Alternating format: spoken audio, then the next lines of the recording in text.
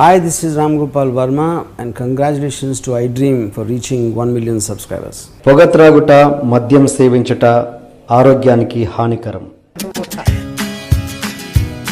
మీ గురించి సింపుల్గా ఒక వర్డ్లో చెప్పాలంటే అలా సైలెంట్గా కాలు మీద కాలు వేసుకుని ఇలా కూర్చుని చిన్న అగ్గిపుల్ల గీసి వెలిగిచ్చేస్తారు. ఆఫ్ ద స్క్రీన్ ఏమంటున్నారు, తిడుతున్నారా? ఆఫ్ ద స్క్రీన్ అలా ఏం లేదు సార్, ఎందుకంటే మీరు సైలెంట్కి వెళ్ళరు కదా, అలా గన్ను తీసి టపకమని కాల్చి వెళ్ళిపోతారు కదా, అందువల్ల పొగుడుతున్నాను అంటే మీరు ఏదో నాకు తక్కువ క్వశ్చన్లు వేస్తారని కాదు, మామూలుగా ఎవరిని వదిలేదు లేదు సార్. చిన్న సర్ప్రైజ్ ఇస్తాను. ఏం సర్ప్రైజ్ సార్? రండి సార్, శేఖర్ గారు. అయ్యో బాబోయ్. ఇంటర్వ్యూ ఫస్ట్ ట్రయల్ వేశారు కదా, మీరు ఒక అగ్గిపుల్ల లాంటి క్వశ్చన్ ఒకటి వేశారు, అగ్గిపుల్ల వెలిగించినట్టు. ఇప్పుడు మారుతి అన్నవాడు యాక్చువల్గా పెద్దోడయ్యాడు, వాడు ఏదో సినిమాలు తీస్తున్నాడు, మరి అతని దగ్గర ఎందుకు ట్రై చేయలేదు అని అనేసరికి ఈయన వంగి వాటర్ బాల్ చేస్తా కొంచెం ఆవేశంగా కొన్ని షాట్లు వేశారు, మీరు కొంచెం ఇంట్రెస్ట్ క్రియేట్ చేయడానికి. Thank you sir. మీరు వెళ్తే మీ గురించి వేరే మాట్లాడుకుంటాం. ఫిలిం బాయ్ అరవింద్ సినిమా తర్వాత ఒక హర్టింగ్ స్టేట్మెంట్ ఇచ్చారు మీరు. ఏంటంటే ఆ సినిమా చూశాక ఎలా సినిమా తీయకూడదో నేను నేర్చుకున్నాను అని ఇచ్చారు. సూపర్ హిట్ అయిన సినిమాలు, చాలా సినిమాలు డబ్బులు రాని సినిమాలు చాలా ఉన్నాయి. ఆ విషయం చాలామందికి తెలియదు. డబ్బులు వచ్చే సినిమాలు వేరు, సూపర్ హిట్ సినిమాలు వేరు. నిజంగా మీ ఇద్దరి మధ్యలో ఏం మిస్అండర్స్టాండింగ్ జరగలేదా? మిస్అండర్స్టాండింగ్ అంటే ఒకటేనండి, ఈ ఇండస్ట్రీలో బండ్లు ఓడలు బండ్లు అన్నది చాలా సర్వసాధారణం. అవును. అలాంటి ఏదైనా ఒక ఎక్స్పీరియన్స్ షేర్ చేసుకోండి. సప్తగిరి గారు ఇరిటేట్ చేసేస్తున్నాడు, ఆయన తగ్గించమని చెప్పి. మీరు కొన్ని సినిమాలు తీసుకుంటారు, తర్వాత రిలీజ్ అయిన తర్వాత ప్రమోషన్లో మీరు దాన్ని ఎక్కువ చొరవ చూపరు, దాన్ని ఒక్కొక్కసారి ఆ సినిమాని కూడా పట్టించుకోరు అని ఒక చిన్న ఇది ఉంది. ఇక్కడ ఏంటంటే నమ్మిస్తూ ఉంటారు టెక్నీషియన్స్, ఆ పక్కన ఉన్న డైరెక్టరు, కొంతమంది ఎడిటింగ్ చేసేవాళ్ళు కానీ లేకపోతే వేరే వాళ్ళు కానీ, సార్ ఎక్స్ట్రాడినరీగా వచ్చింది సార్, నిన్నే బాబు సాంగ్ చేశాడు సార్, అసలు మామూలుగా లేదు సార్, అసలు నేను ఇప్పుడు చూసిందంతా ఒక సినిమా వేరు సార్, అసలు ఫైట్ ఒకటి సార్ ట్విస్ట్ అయిపోయింది సార్ సినిమా. కానీ క్రియేటివ్ జాబ్ కాబట్టి ఎక్కువ మంది నమ్మించడానికి ట్రై చేస్తూ ఉంటారు. మనం అసలు ఆ మాయలో పడకూడదు. ఫస్ట్ ఇండస్ట్రీలో ఒక చిన్న రూమర్ ఏంటంటే, అది ఎంతవరకు నిజం నాకు తెలియదు, మారుతి గారి దగ్గర గోస్ట్ రైటర్స్ విపరీతంగా ఉంటారు, అక్కడ నుంచి తీసుకుంటారు ఆయన. ఈవెన్ బల్లెబల్లె మొగాడవాడి కూడా అతని కథ కాదు అన్నది కూడా ఒక వర్షన్. ఏమంటే ఎన్నిసార్లు ప్రూవ్ చేసుకుంటాం కాదు, ఇప్పుడు ఒక్క పర్సన్కి 2-4 కిలో ఇండస్ట్రీలో ఎక్కువ ఉంటాయి అన్నమాట. సక్సెస్ వచ్చాక మన లైఫ్ స్టైల్ మారిపోతుంటుంది ఖచ్చితంగా. అప్పుడు ఎలాంటి వాటికి మనం ఇంపార్టెన్స్ ఇవ్వాలి, ఎలాంటి వాటికి మనం ప్రయారిటీ చూపించకూడదు. ఈ కథ పుట్టాలంటే పలానా హోటల్కి వెళ్ళాలి, పలానా కేరళలో లేకపోతే ఆస్ట్రేలియా వెళ్ళి ఆ హోటల్ 7th ఫ్లోర్లోంచి వ్యూ ఉంటే అక్కడ లైట్గా ఫ్రూట్స్ తింటూ అక్కడ పాయింట్ ఎందుకు పుడుతుంది నీకు, అక్కడ నీకు ఎంటర్టైన్మెంట్ వస్తుంది నీకు, అది తప్ప అంటున్నాను నేను. ఇవన్నీ ఉంటేనే పాయింట్ పుడుతుంది అనుకుంటే నువ్వు అసలు ఫస్ట్ సినిమా ఏ ఊళ్ళో ఉండి చేసావు? చాలామంది బ్యాంకాక్ వెళ్ళి ఇక్కడ వెళ్తే తప్పించి రాదంటుంటారు కొంతగా, స్పెషల్గా స్టోరీస్కి. లైక్ పూరి గారు అదేనండి, ఆయన ఇప్పుడు కొత్తగా తమన్తో వర్క్ చేస్తున్నారు, మరి ఆయన ఏ కేటగిరీ? చూను దుబాయ్లో కంపోజ్ చేద్దాం, పైన టాప్ ఫ్లోర్లో కంపోజ్ చేద్దాం. మీకు కొంతమంది ఉన్నారు, మీకు తెలియదు. వీడికి ఇచ్చిన 2 కోట్ల రెమ్యునేషన్కి వీడి ఖర్చులు చూస్తే 2 కోట్లు ఉంటాయి. నెట్ని వాడడం మీద మీరు ఒక మంచి మాట అన్నారు మొన్న, అది చెప్పండి. మీ మనవాడికి చెప్తావు, నేను ఆ రోజుల్లో ఒక 10 లక్షలు ట్వీట్లు చేశారా, చాలా పేరు వచ్చిందిరా నాకు, పాట్మని కొడతాడాడు. ఆ బతుకు నాకు వద్దనుకుంటా నేను. మరి మీ అభిమాన డైరెక్టర్ ఆర్జీవి రోజు అదే పని చేస్తుంటారుగా. ఆయన క్రియేట్ చేసి వదిలేశాడు సార్. ఆయన శివ చూసి 100 మంది డైరెక్టర్లు అయ్యారు సార్. ఒక పర్సన్ వల్ల అంతకు మించి ఇంకేం చేస్తారు సార్? లైఫ్ ఫిలాసఫీ ఏంటో చెప్పండి. డబ్బు లేనోడు దరిద్రుడు కాదండి, పని లేనోడు దరిద్రుడు అంటాను.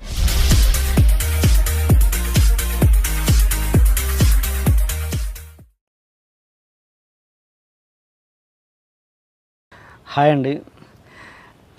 మామూలుగా రెగ్యులర్గా నాకు ఆల్మోస్ట్ ప్రతిరోజు మీ ఇంటర్వ్యూలు చాలా బాగుంటాయండి అని మెసేజెస్, కాల్స్ రెగ్యులర్గా వస్తుంటాయి.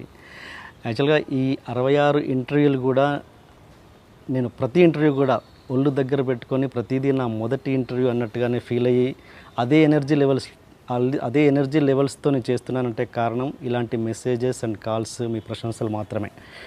అండ్ అంటే ఎన్ని మెసేజెస్ వచ్చినా కూడా ప్రతి కాంప్లిమెంట్ని గుర్తుపెట్టుకునేటట్టుగా ప్రతిదీ ఉండకపోవచ్చు, దాంట్లో కొన్ని మాత్రమే గుర్తుండిపోతాయి. అలాంటి గుర్తుండిపోయే ఒక కాంప్లిమెంట్ నాకు పోయిన వారం వచ్చింది. పోయిన వారం నేను చేసిన శేఖర్ సూరి గారి ఇంటర్వ్యూ చూసి డైరెక్టర్ మారుతి గారు నాకు స్వయంగా కాల్ చేసి మళ్ళీ ఇద్దరు పాత మిత్రులని కలిపారండి అని నాకు చెప్పడం జరిగింది. అది నిజంగా నేను చాలా గొప్ప కాంప్లిమెంట్గా ఫీల్ అవుతున్నాను. ఎందుకంటే వాళ్ళిద్దరి మధ్య జరిగిన మిస్అండర్స్టాండింగ్స్ కానీ, వాళ్ళిద్దరి మధ్యలో వచ్చిన గ్యాప్ కానీ కొంతవరకు నాకు తెలుసు. అండ్ అవన్నీ పక్కన పెట్టి శేఖర్ సూరి గారికి మారుతి గారు ఫోన్ చేసి మాట్లాడడం అన్నది అండ్ మళ్ళీ వాళ్ళిద్దరు పాత మిత్రులు కలవడం అనేది నిజంగా నాకు ఒక గొప్ప కాంప్లిమెంట్గానే ఫీల్ అవుతున్నాను.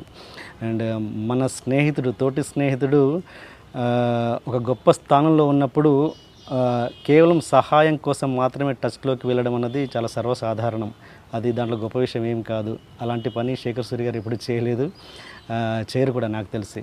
కానీ మనం గొప్ప స్థానంలో ఉన్నప్పుడు గతంలో జరిగిన తప్పులన్నీ మర్చిపోయి మన స్నేహితుని కోసము, అతని బాగోగులు తెలుసుకోవడం కోసము కాల్ చేయడము, మాట్లాడడం అనేది నిజంగా గొప్ప విషయం. అది మారుతి గారు చేశారు. అండ్ అది నా ఇంటర్వ్యూ ద్వారా జరగడం అనేది నాకు నిజంగా ఆనందకరమైన విషయం. అండ్ నా ఇంటర్వ్యూ వల్ల ఒక మంచి పని జరిగినప్పుడు నా ఆనందం నిజంగా అనిర్వచనీయం. అండ్ అలాంటి అనిర్వచనీయమైన ఆనందాన్ని కలుగజేసిన మారుతి గారు మన ఈ ఇంటర్వ్యూ గెస్ట్ అండి. చూద్దాం ఆయన ద్వారా ఇంటర్వ్యూలో ఎన్ని మంచి విషయాలు తెలుసుకోబోతున్నామో. హలో అండి మారుతి గారు. Thank you sir. Thank you TNR గారు. అంటే నేను యాక్చువల్లీ చాలాసార్లు మీది చూస్తూ ఉంటా. అంటే మీ గురించి సింపుల్గా ఒక వర్డ్లో చెప్పాలని అంటే అలా సైలెంట్గా కాలు మీద కాలు వేసుకుని ఇలా కూర్చుని చిన్న అగ్గిపుల్ల గీసి వెలిగిచ్చేస్తారు. అంటే మీరు వేసే క్వశ్చను ఈయన ఏం అడుగుతాడు అనేటు ఆడియన్స్కి రీచ్ అవుతూ ఉంటుంది. ఈయన ఏం క్వశ్చన్ వేస్తున్నాడు, ఆయనకి ఎలా అర్థమవుతుంది, ఈ కన్వర్జేషన్ ఎలా కొంచెం స్పైసీగా ఎలా అవుతూ ఉంటుంది అని అనుకుంటూ ఉంటారు అందరూ. అంటే ఆడియన్స్ ఎవరినైతే అభిమానిస్తూ ఉంటారో వాళ్ళ ఇంటర్వ్యూసే ఎక్కువ చూస్తూ ఉంటారు నార్మల్గా. అందరు ఇంటర్వ్యూలు చూడాలని ఉండదు. బట్ మీరు వేసే క్వశ్చన్స్కి వీళ్ళు ఇచ్చే ఆన్సర్స్కి ఒక ఇంట్రెస్ట్ క్రియేట్ అవుతూ రీసెంట్ టైమ్స్లో నాకు తెలిసి ఒక ఇంటర్వ్యూని ఏంటి మీది అసలు ఒక సినిమాలాగా ఉంటుంది. అది ఇంటర్వ్యూ కాదు, అది 2 గంటలు 3 గంటలు 4 గంటలు కృష్ణవంశీ గారిది అని ఇట్లా చాలా ఇంట్రెస్టింగ్గా అంతసేపు కూడా చూస్తూ ఉంటారు అనమాట. ఆ క్రెడిట్ 100% మీదే. ఎందుకంటే ఏ క్వశ్చన్ వేస్తే ఆడియన్స్ ఎంగేజ్ చేస్తాం ఎక్కువ టైం అనేది నాకు బాగా అనిపించింది రీసెంట్ టైమ్స్లో.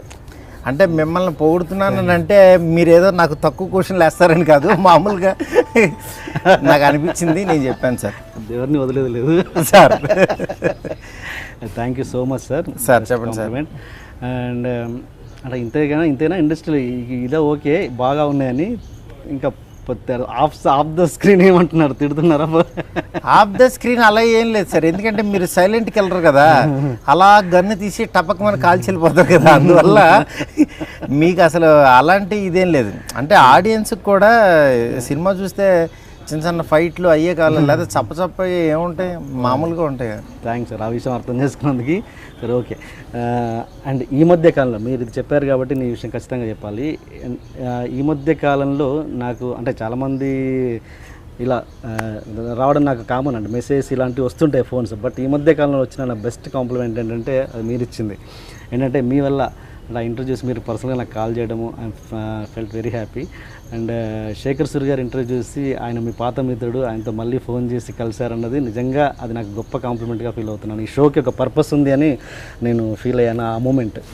లేదు సార్, నాకు అంటే జెన్యూన్గా అనిపించింది. ఫస్ట్ మీరు ఈ యొక్క టాపిక్ మీరు మాట్లాడే ముందు మీకు చిన్న సర్ప్రైజ్ ఇస్తాను. ఏం సర్ప్రైజ్ సార్? నన్ను చెప్పండి. రండి సార్ శేఖర్ గారు. అయ్యో బాబోయ్. Very fine. No, after a long time. Yeah.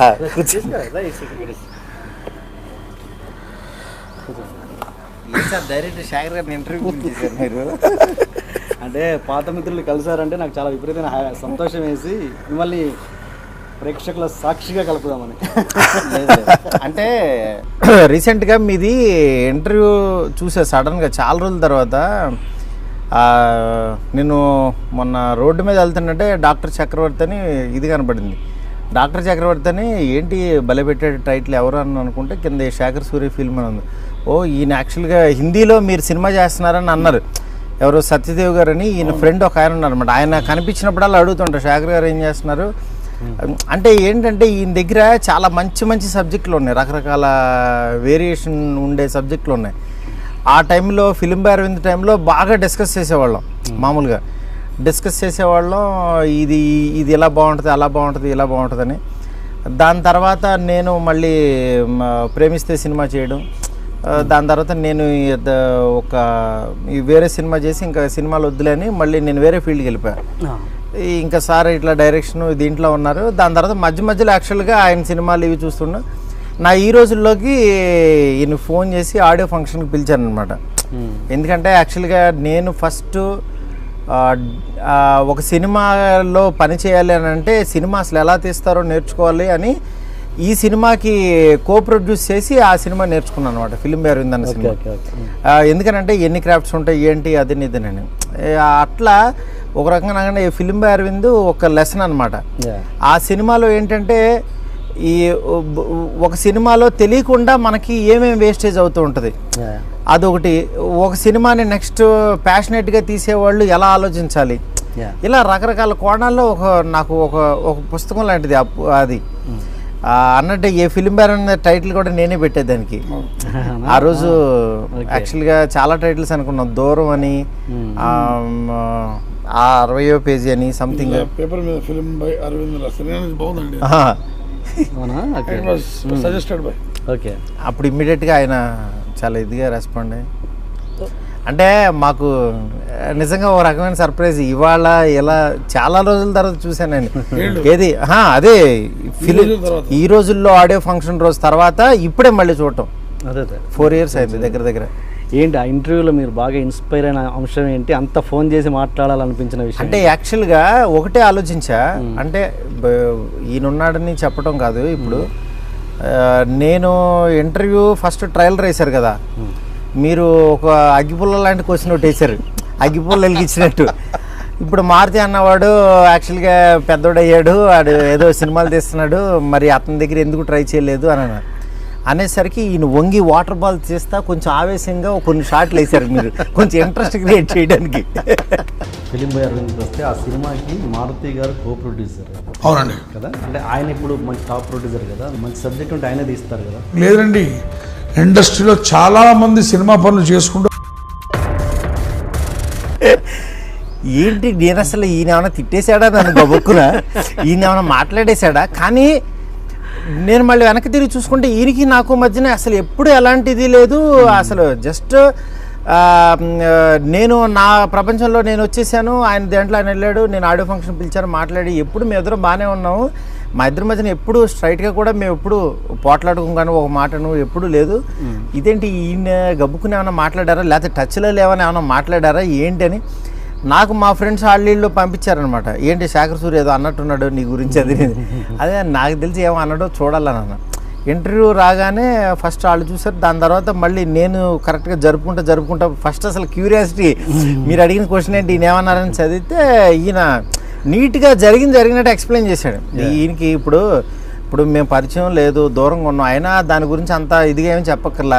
మీరు అడిగే అగ్గిపుల్లకి ఎవడు పడితే ఆడి దగ్గరికి వెళ్ళాల్సిన అవసరం లేదండి, నాకు ఉంటుందండి అని ఈ టైపు ఈయన మాట్లాడచ్చు. పోనీ మీరు వెలిగించారు కదా.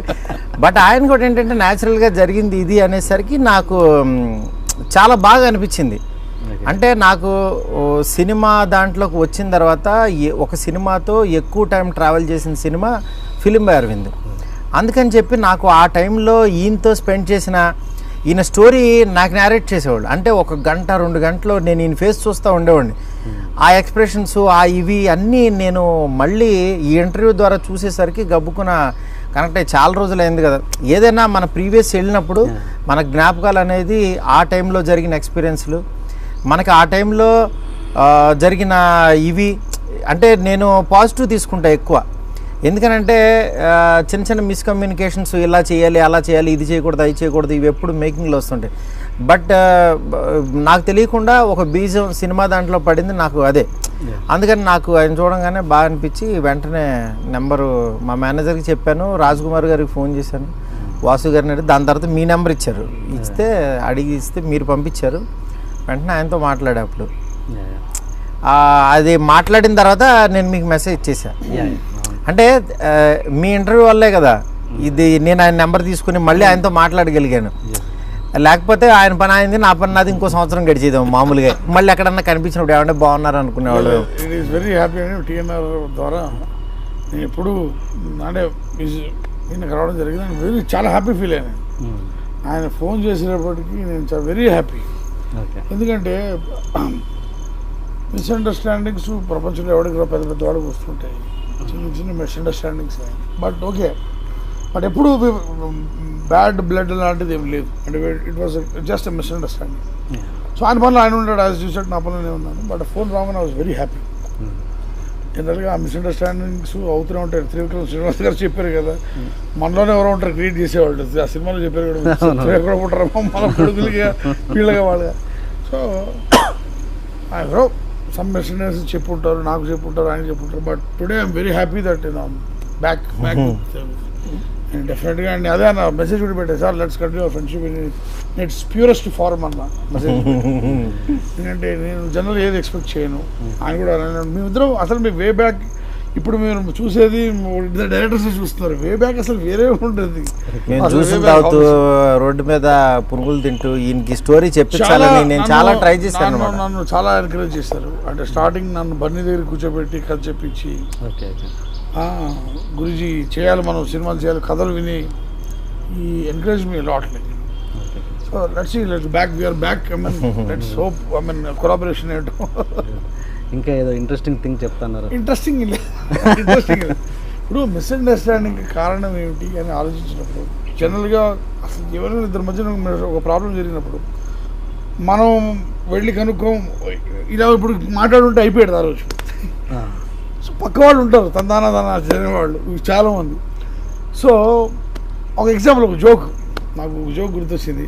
ఆ తందానా వాళ్ళు క్రియేట్ చేసిందా అని అనుకున్నాను. అప్పుడు అనుకున్న ఉద్దేశం ఎవరికనమాట. భగవంతుడిని ఒకడు అడిగేట, భగవంతుడా నాకు ఎనిమిస్ లేకుండా చూడు భగవంతుడా అన్నట్ట. ప్లీజ్ భగవంతుడా ప్రభుత్వం ప్లీజ్ ప్లీజ్ ప్లీజ్ అంటే టప్పన్న పక్కన ఫ్రెండ్స్ అందరికి మాయమైపోయారు.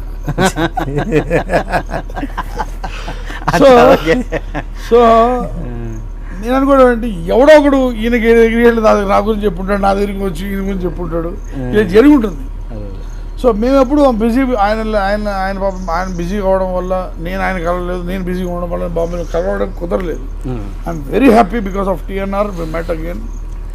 ఇక్కడ ఒకటే సార్ నేను అనుకున్నది, ఫ్రెండ్షిప్ అనేది తెలియకుండా డబ్బులతో ముడిపడి ఉంటుంది సార్. ఇండైరెక్ట్గా ఇప్పుడు ఈయన వల్ల నాకు లాభం వచ్చింది అనుకోండి, ఈ 4 సంవత్సరాలు నేను కంటిన్యూ చేసేవాడినేమో. ఈయన వల్ల లాస్ వచ్చింది అనుకోండి, ఈయన వల్ల లాస్ వస్తే నేను కంటిన్యూ చేయను. అంతే సింపుల్గా. ఈ ఈక్వేషన్ ఏంటంటే దీన్ని దాటి కనుక ఆలోచించాలి. ఇప్పుడు ఆయన దాంట్లో కొన్ని ప్లస్లు ఉండొచ్చు, పాపం ఆయన ఎంత చేయగలగాడో అది చేశాడు ఆ రోజు, నేను ఎంత చేయగలను అది చేశాను. బట్ ఈయన వల్ల నాకు డబ్బులు పోయినాయి అనే ఒక చిన్న ఫీలింగ్ ఉందనుకోండి, దానికి వేరే వాళ్ళు ఏదన్నా చెప్పారనుకోండి, దానివల్ల తెలియకుండా మనుషులు దూరం పెడుతుంటారు. అల్టిమేట్గా ఏంటంటే ఫ్రెండ్షిప్లు ఇవన్నీ కూడా డబ్బులకు ముడిపడి ఉంటాయి. మీకు ప్రాఫిట్ వచ్చింది అనుకోండి, మనుషులు ఎక్కడ వెళ్తారు, ఇంకా అభిమానం చూపిస్తారు, ఇంకా ప్రేమ చూపిస్తారు. ఇక్కడ డబ్బులు రానివాడిని ఎవ్వడో ఇక్కడ ప్రేమించడు, అదే సింపుల్ లాజిక్. బట్ ఏంటంటే నేను అవన్నిటికీ కొంచెం అతీతంగా కొంచెం పై లేయర్కి వచ్చి ఆలోచిస్తా. అతని ప్లేస్లో నేనున్నాను అనుకోండి, నా ప్లేస్లో ఆయన ఉన్నా, కొంచెం అందరూ ఒకటే, మనం పాజిటివ్గా ఆలోచించగలిగితే. అదే డబ్బులు ఉంటే మైనస్లు కనబడవు, అంతే అంతే. అందుకే నేను అవన్నీ మా ఇద్దరికి భగవంతుడి బికాస్ అలా ఉండుంటే ఆయన కాల్ చేశాడు కదా, ఆయన అవన్నీ అతీతంగా వెళ్ళి కాల్ చేశాడు. ఆయన మంచితనం. అండ్ నాకు నంబర్ లేదు ఎవడో reciprocate. But I'm very happy that ఆయన ఈరోజు ఇంత సక్సెస్లో ఉంటుంది. నాకు ఫోన్ చేసి గురూజీ మనకు ఆయన ఫ్రెండ్షిప్ గుర్తు తెప్పించాడు. అండ్ ఇమ్మీడియట్ నా ఎక్స్టెన్షన్ ఇమ్మీడియట్ మీ పిల్లగానే వస్తున్నాను sir, I'm coming because I want to meet him and we want to continue our friendship. Thank you sir. ఇద్దరు మంచి టెక్నీషియన్స్ మళ్ళీ కలిసినందుకు. మీ కాంబినేషన్లో మళ్ళీ ఫ్యూచర్లో ఎప్పటికైనా ఒక సినిమా రావాలని ఆశిద్దాం. Thank you sir. మీరు వెళ్తే మీ గురించి వేరే మాట్లాడుకుంటాం.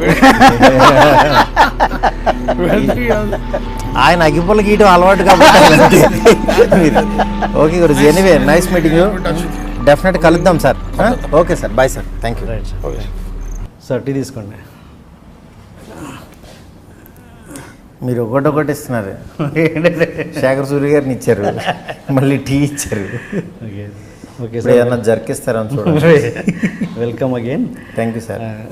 సార్ ఓకే, ఆయన వెళ్ళిపోయారు కాబట్టి ఒక క్వశ్చన్ ఏంటంటే, ఫిలిం బాయ్ అరవింద్ సినిమా తర్వాత ఒక హర్టింగ్ స్టేట్మెంట్ ఇచ్చారు మీరు. ఏంటంటే ఆ సినిమా చూశాక ఎలా సినిమా తీయకూడదో నేను నేర్చుకున్నాను అని ఇచ్చారు. అంటే ఇప్పుడు ఈ క్వశ్చన్ వాళ్ళు ఎందుకు అడుగుతున్నానంటే, ఏదో మిమ్మల్ని మీరిద్దరు కలిసాక మళ్ళీ ఏదో మిమ్మల్ని మనస్పర్ధలు పెడదామని కాదు, అంటే దానివల్ల ఒక చిన్న గైడెన్స్ లాగా ఉంటుంది వచ్చే వాళ్ళకి, ఎలాంటి మిస్అండర్స్టాండింగ్స్ జరుగుతాయి ఇండస్ట్రీలో అని చెప్పడానికి ఒక సదుద్దేశంతో మాత్రం అడుగు. అంటే నేను ఇది ఇప్పుడు మీరు అడిగిన క్వశ్చను శేఖర్ సూర్య గారిని పక్కన పెట్టుకుని కూడా ఇప్పుడే చెప్పాను నేను.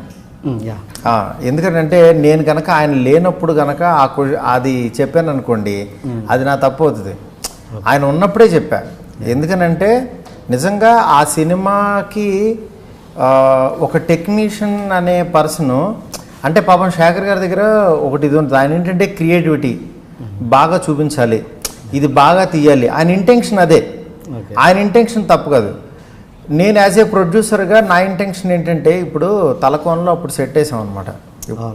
తలకోనలో సెట్ వేసి అక్కడ సినిమా తీసాం. ఇప్పుడు ఆ సెట్ ఇక్కడ ఏదన్నా 4 చెట్లు కనపడితే ఫారెస్ట్ ఇక్కడనే వేసేయచ్చు. మీకు దానివల్ల ట్రావెలింగ్ అని ఇవన్నీ చాలా ఎక్స్పెన్సెస్ తగ్గిపోతాయి. నేను ప్రొడ్యూసర్గా నేను అలాగే ఆలోచించాలి, యాజ్ ఏ డైరెక్టర్గా ఆయన అలాగే ఆలోచించాలి.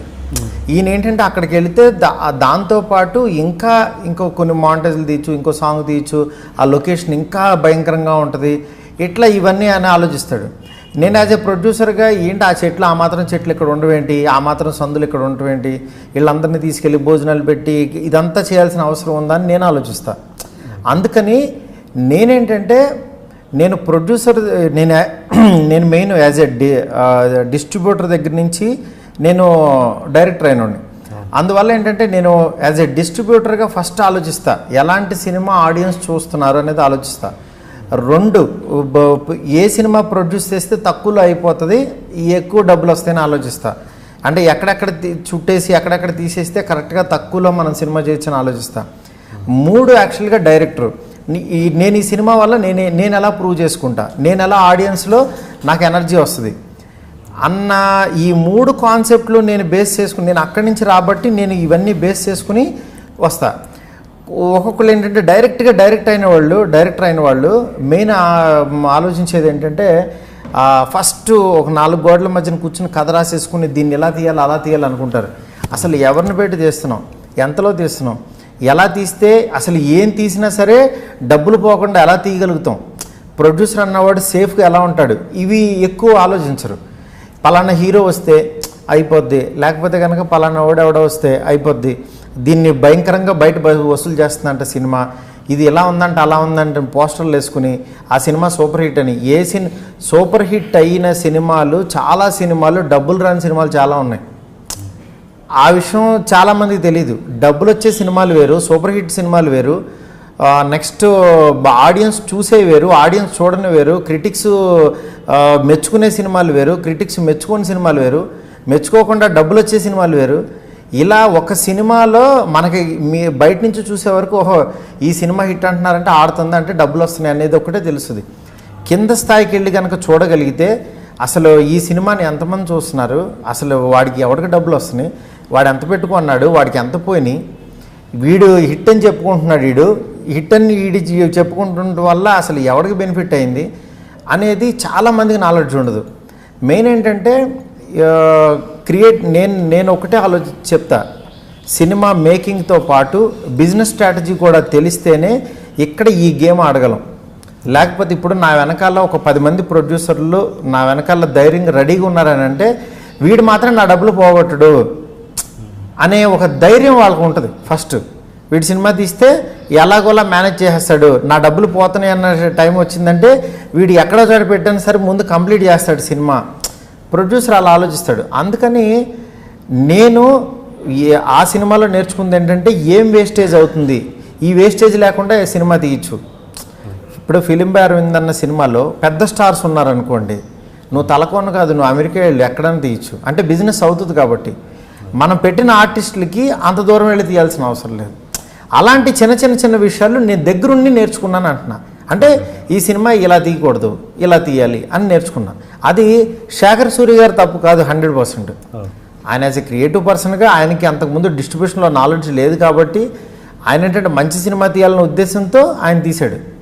బట్ యాజ్ ఎ ప్రొడ్యూసర్ నేను నా ఆలోచన కరెక్ట్, యాజ్ ఎ డైరెక్టర్గా ఆయన ఆలోచన కరెక్ట్ అంతే. సో ఇప్పుడు మీరు ఒకవేళ డైరెక్టర్ అయితే కనుక ఫిల్మ్ బేర్ తీయాల్సి వస్తే కనుక మీరే డైరెక్టర్ అయితే కనుక అలా చేయరా? నేను డైరెక్టర్ అయితే కనుక ఇప్పుడు నేను ఫిలిం బై అరవింద్ దగ్గర నుంచి నేర్చుకుని ప్రేమ కథ చిత్రం తీశాను. ఎందుకు తీశానంటే నాకు నలుగురితో నైట్లు ఖాళీగా ఉన్నా, పగలపూట స్టోరీ రాసుకుంటున్నా, నైట్లు ఖాళీగా ఉన్నా, కథ అయిపోవాలి, నలుగురే ఆర్టిస్టులు ఉండాలి, ఎక్కువ రెమ్యునేషన్లు ఇవ్వకూడదు, నెక్స్ట్ ఒక ఇంటికి వెళ్తే పని అయిపోవాలి, హీరో హీరోయిన్ 2 కమెడియన్స్, నలుగురితో 4 గోడల మధ్యన. మీకు తెలీదు ఆ హౌస్లో ఏ సెట్ ఏ ఆర్ట్ వర్క్ మేము డబ్బులు వెళ్ళాలి. 1 lakh పెట్టి వాల్ క్లాక్ ఒకటి, చిన్న చిన్న పూలకుండీలు ఇలాంటివి ఏవో కొన్నాం. నేను ఇంక ఏం వద్దు ఉన్న దాంట్లోనే వాడదాం తీద్దామని అన్నా. అంటే ₹1 కోటి సినిమా, ₹1.25 సినిమా, ఇంకంతే. ఇంక అంతకు మించి ₹1 ఎక్స్ట్రా అయినా సరే ఆ జానర్ చూడరు. ఎందుకంటే హర్రర్ జానర్కి చాలా తక్కువ ఆడియన్స్ ఉంటారు, దాన్ని కామెడీ యాడ్ చేస్తే ఆడియన్స్ పెరుగుతారు అని చెప్పి నేను అందుకనే ట్రైలర్లో ఎక్కడ కూడా ఇది దెయ్యం సినిమా నెయ్యలా, ప్రేమ కథ చిత్రం అని టైటిల్ పెట్టాను. అందుకనే ఎందుకంటే ఇది లవ్ స్టోరీ ఉంది దాంట్లో, ఇది యాక్చువల్గా దెయ్యం సినిమా కాదు, దెయ్యం బ్యాక్డ్రాప్ తీసుకున్నాను. ఎందుకనంటే దెయ్యం బ్యాక్డ్రాప్ వల్ల ఒక ప్లేస్లో తీయచ్చు, దెయ్యం అనేది ఒకే చోట ఉంటుంది, ఇక ఆ ప్లేస్లో తీర్చు సినిమా, ఇక ఆ ప్లేస్ నుంచి బయటికి అంటే వాడి కథకి అవసరం లేదు, నా కథకి ఖర్చు అవసరంలా. అందుకని చెప్పి ఖర్చు లేని ప్లేస్కి కథను తీసుకెళ్ళా. నేను చేసే పని ఏంటంటే నాకు ఈ ఖర్చు లేకుండా అదే ఎంటర్టైన్మెంట్ కనుక నేను ఇవ్వగలిగితే ఒక రెడీను చూస్తారు, ప్రేమ కథ చిత్రం చూస్తారు. రెడీలో థియేటర్ ఎలా నవ్వారో ప్రేమ కథ చిత్రంలో కూడా అలాగే నవ్వారు. నేను దాన్ని నమ్ముతా. అంటే నా దగ్గర దమ్ముండి నేను గనక నేను నవ్వించగలను, నేను ఇక్కడ గనక నేను కంటెంట్ స్ట్రైట్గా చెప్పగలను అంటే ఓ బడ్డీ కొట్టి దగ్గర తీసిన సినిమా చూస్తారు, అందులో అసలు ఆ డౌటే లేదు. ఇక్కడ ఏంటంటే డైరెక్టర్కి ఉండాల్సింది క్లారిటీ, విజను. కొంతమంది ఏంటంటే విజను, నేను నా సినిమా గ్రాండ్గా ఉండాలి, చూపించు ఆ గ్రాండియర్ సినిమాలు. అంటే నీకు ఆర్టిస్టులు వచ్చారనుకో, హీరోలు వచ్చారనుకో పెట్టు. ఎందుకంటే పెద్ద హీరోలు డెఫినెట్గా ఆడియన్స్ గ్రాండ్గా చూడాలని అనుకుంటారు, వాళ్ళకి ఏమేమి గ్రాండ్గా చేస్తే బాగుంటుందో అవి చెయ్యి. ఎందుకంటే సినిమా ఇన్ని కోట్లు పెట్టి ఆడికి కామన్ ఆడియన్కి కూడా ఏంటంటే వీడు మరీ 1.5 కోట్లు ఇన్ని కోట్లు దొబ్బేస్తున్నాడు వీడు అన్న ఫీలింగ్ కూడా ఆడికి రప్పించకూడదు, అది కూడా రివర్స్ అవుతుంది. అందుకని చెప్పి అది బేస్ చేసుకుని చేయాలి. ఓకే. అండ్ యాక్చువల్గా ఫిల్మ్ బై అరవింద్కి మీరు నాకు తెలిసి 25 lakhs వరకు ఎంత పెట్టారు? 34 lakhs పెట్టారు. 34 lakhs. ఓకే. బట్ సినిమా పేరు చూస్తేనే సక్సెస్ అని పేరు వచ్చింది, మీరు మాత్రం లాస్ అయ్యారని. 27 lakhs పోయినాయి. ఎలా అంటే ఇక్కడ ఒకటేనండి, డిస్ట్రిబ్యూషన్లో మా నాలెడ్జ్ ఉంది. ఇప్పుడు సినిమా ఆడింది, మీకు ఆడిందన్న విషయం మీకు ఎలా తెలిసింది? ఇక్కడ సుదర్శన్ థియేటర్లో 100 days ఆడింది, విజయవాడలో ఒక సెంటర్లో ఒక 100 days ఆడింది, నెక్స్ట్ వైజాగ్లో 1-2 సెంటర్లో 100 రోజులు ఆడింది, మిగిలిన ఎక్కడ ఆడలా. ఏసీ తీసేసేవాళ్ళు. ఒకవేళ ఏసిన మీకు సీడెడ్ లాంటి ఏరియాలో మీరు సినిమాలు ఆడుతున్నా మనకు తెలీదు. ఇక్కడ వాళ్ళు కూడా ఏంటంటే కొంతమంది డిస్ట్రిబ్యూటర్లు ఉంటారు, మీకు చిన్న సినిమాలు కొనేవాళ్ళు ఎవరు వస్తారో తెలుసా? బాగా దెబ్బలు తినేసి అప్పులోళ్ళు ఫోన్లు చేసి ఎత్తకాడు ఆడు పారిపోయి ఎటో గట్టి వెళ్ళిపోదాం అనుకునే స్టేజ్లో వాడు ఇదేదో సినిమా ట్రైలర్ బాగుందని ఒక 50,000 అడ్వాన్స్ ఇచ్చి, పెద్ద డిస్ట్రిబ్యూటర్లు రారు, చూద్దాంలే అని ఊరికినే ఒక రాయేసి ఆడు కొంటాడు. ఆడు సినిమా కనుక ఆడుతుందంటే ఆడు చిప్పు తీసి అవతల పడేస్తాడు, ఇంకా ప్రొడ్యూసర్తో కనెక్షన్ కట్టాడికి, ఇంక ఇది ఆడించుకునే మ్యాక్సిమం పరారు అప్స్కాండ్. అలాంటి దొంగలు కూడా ఉన్నారు. కానీ వాళ్ళు దొంగలు అంటాం కంటే ఆడు పాపం ఆడుకున్న అప్పులకి ఆడుకోడు దొరికింది. అలాగా ఆడించుకుని మాకు తిరిగి డబ్బులు కట్టగా అలా ఏడిపించిన వాళ్ళు ఉన్నారు.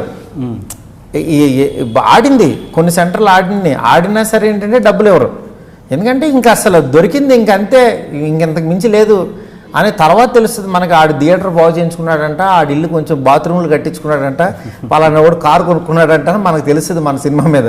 1 సంవత్సరం తర్వాత రియలైజ్ అవుతాం మనం.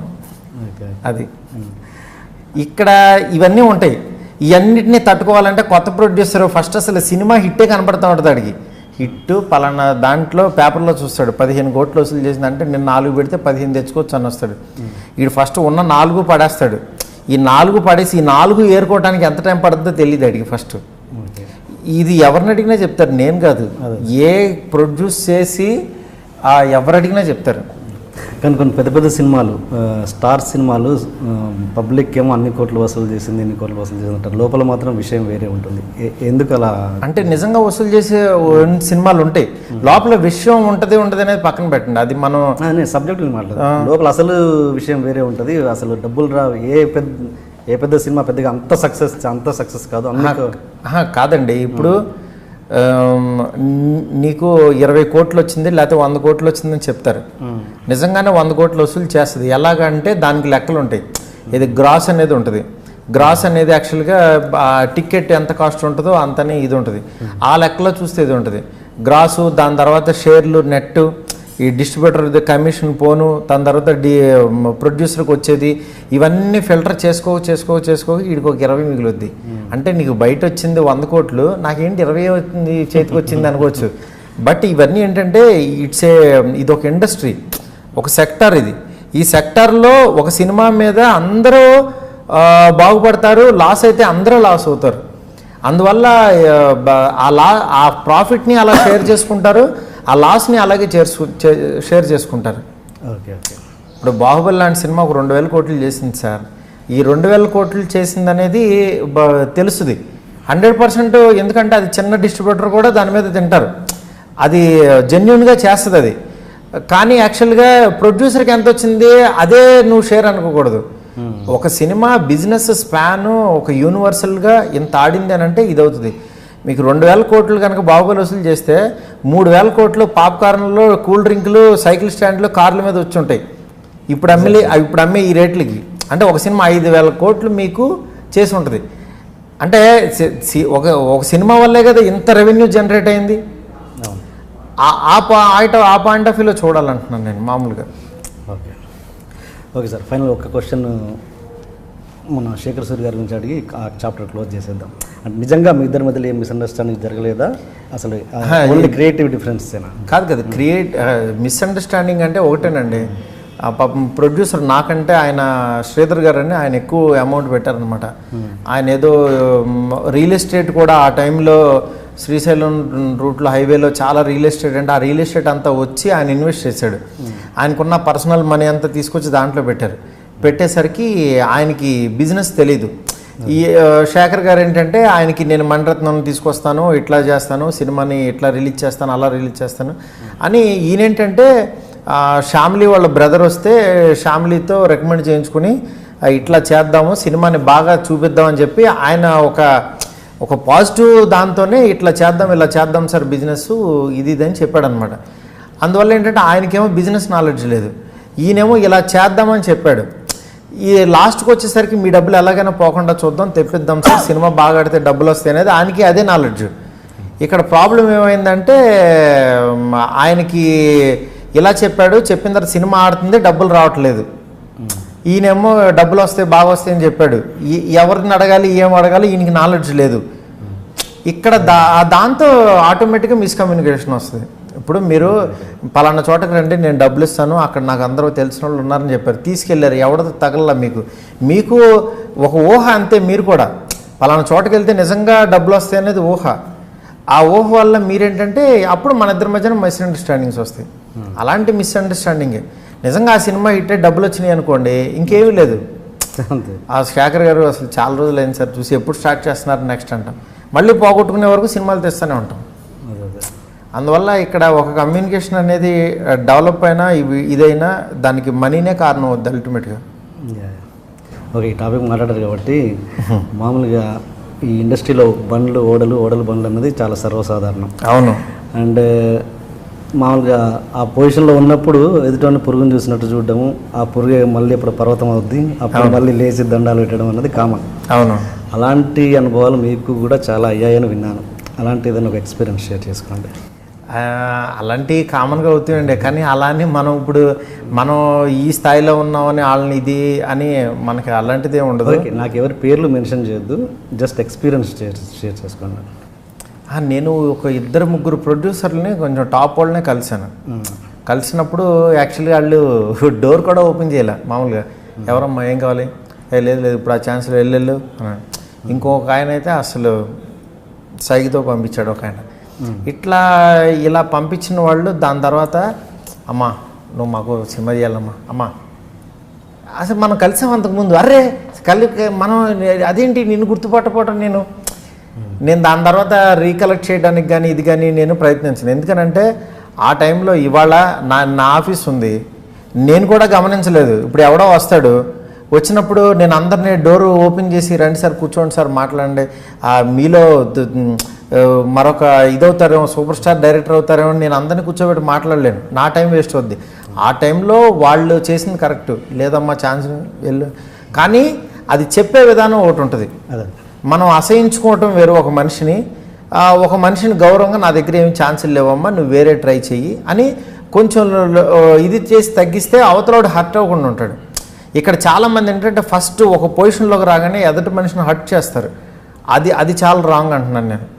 మళ్ళీ నువ్వు ఆ స్థాయికి వచ్చేస్తే కనుక నీకు ఆ బాధ తెలుస్తుంది. అందుకని అసలు ఎవరిని హర్ట్ చేయొద్దు.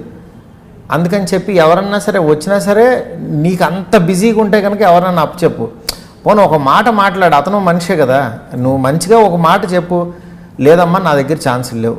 ఇంకా వాడు విసిగిస్తున్నాడు, నీకు చెప్పాక తండ్రి ఇది నా పరిస్థితి, ఇది నా దగ్గర లేవు. కొంతమంది ఇంకా సార్ ఈ కథ వినండి, అది వినండి, ఇది వినండి, ఎందుకంటే వాళ్ళు కొత్తగా వస్తుంటారు కాబట్టి వాళ్ళకి అది ఒక ఛాన్స్ వస్తే బాగుంటుందని అనుకుంటారు. బట్ ఇదివరకు రోజులు వేరు, ఇప్పుడు రోజులు వేరు.